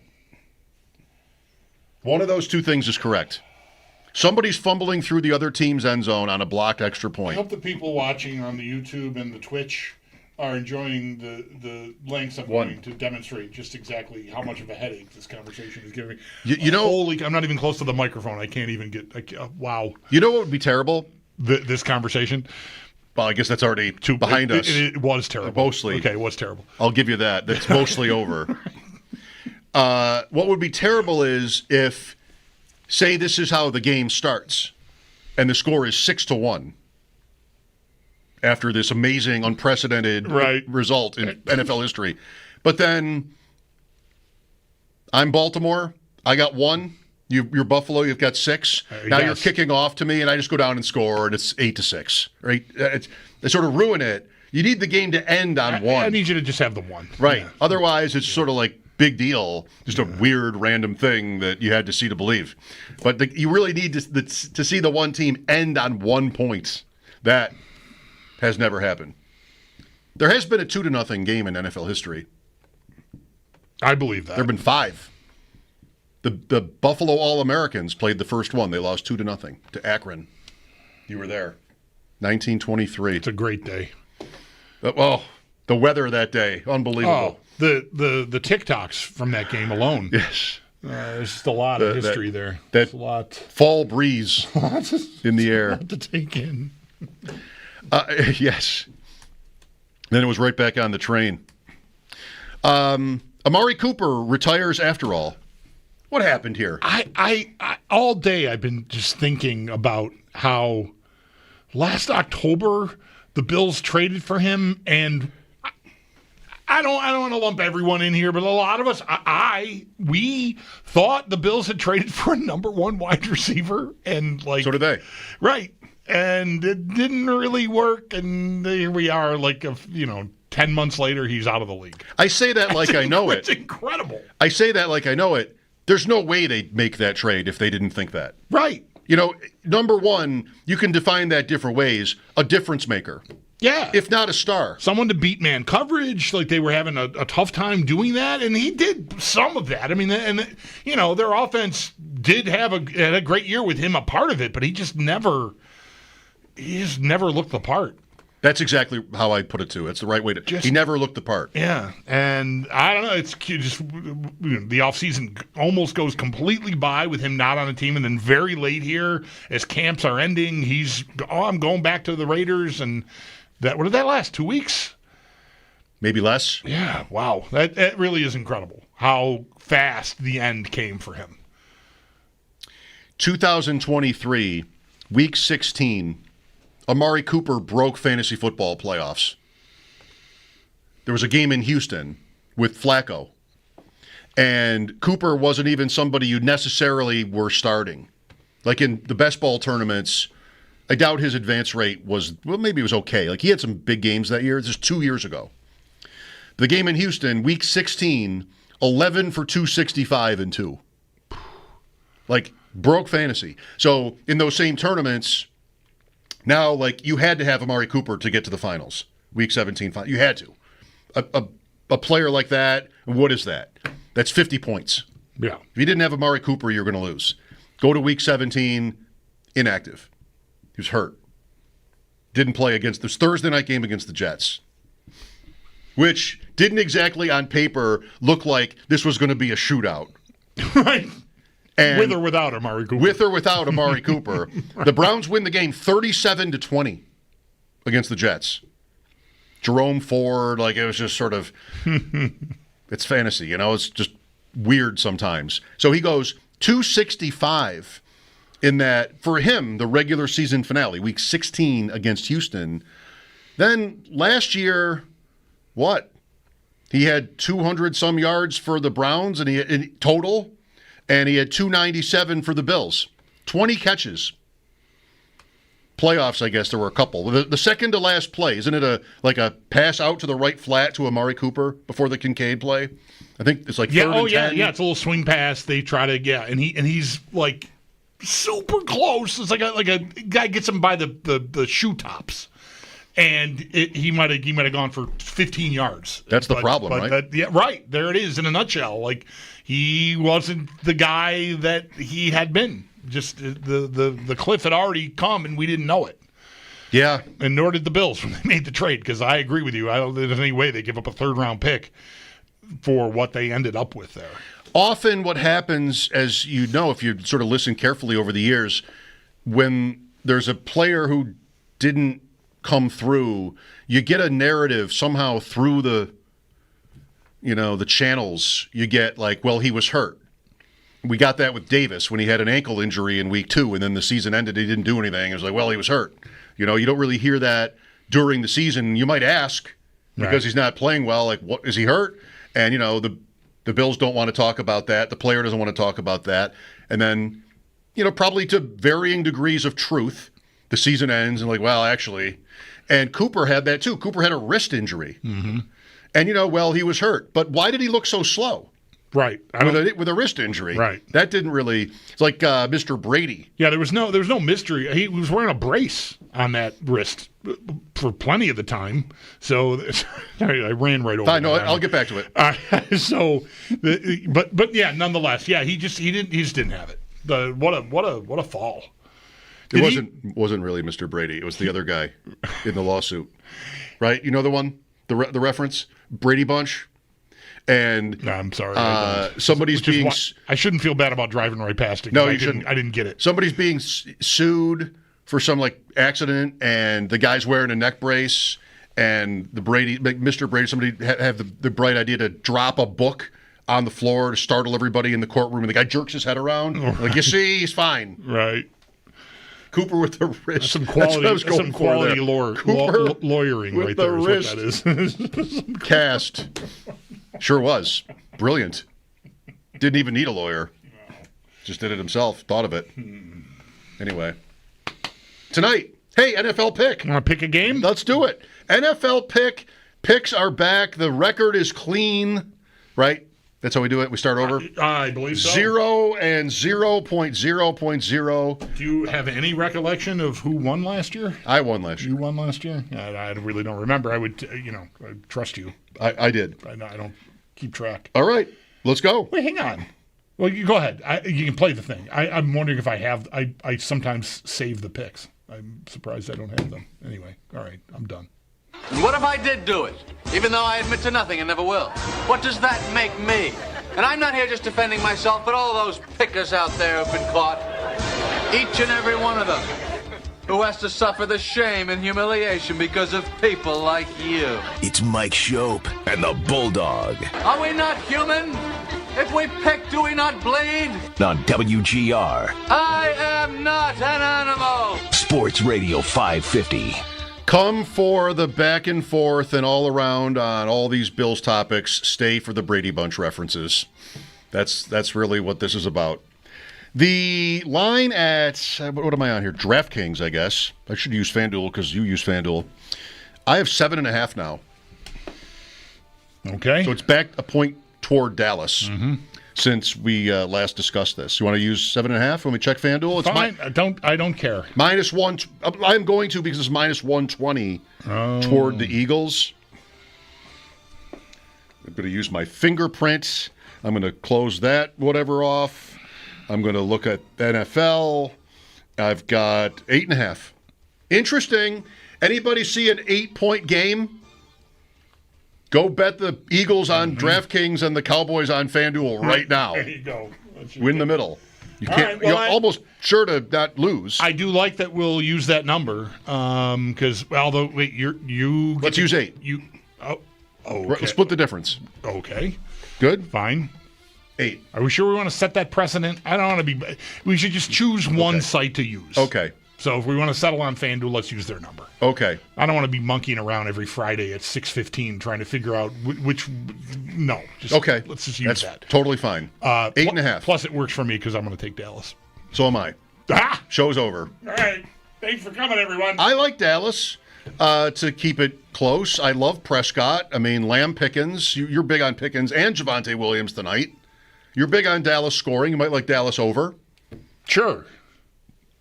And Philadelphia, people talk about they might be weaker at cornerback 2 than last year. That could be a trouble spot for the Eagles. So you need Dallas's line to hold up. And you need them to not implode in the wake of the Parsons trade and look like they just do not want to, as some would call them, including Mark Schlereth, I heard use this term. I think I've heard Eric Wood or Ross Tucker use it. A team of independent contractors. Right? I mean, you've got to hope. Brian Schottenheimer, first game as NFL head coach. Can he do it? Can he rally the troops? It's only week 1, but Dallas is like a buster pick because of the Parsons trade. Like, you got a bomb dropped on the Cowboys, and like right away, my brain goes, "Oh, watch them go beat Philly in week 1. That'll just be beautiful." Not that I'm rooting for Dallas or anything, but you know what I mean. Just because everyone's just so freaked out, and that's say they shouldn't be, but that's sports, that's football. So I've liked Dallas from the minute the trade got made. Yeah, that's what tipped it for you. Yes. Thunderstorms are ripping through Philadelphia right now. I'm not sure if that's the whole night, but just saw some radar. That could hurt the over. Things are, red. There's red on the radar right now in Philly. We had that this morning.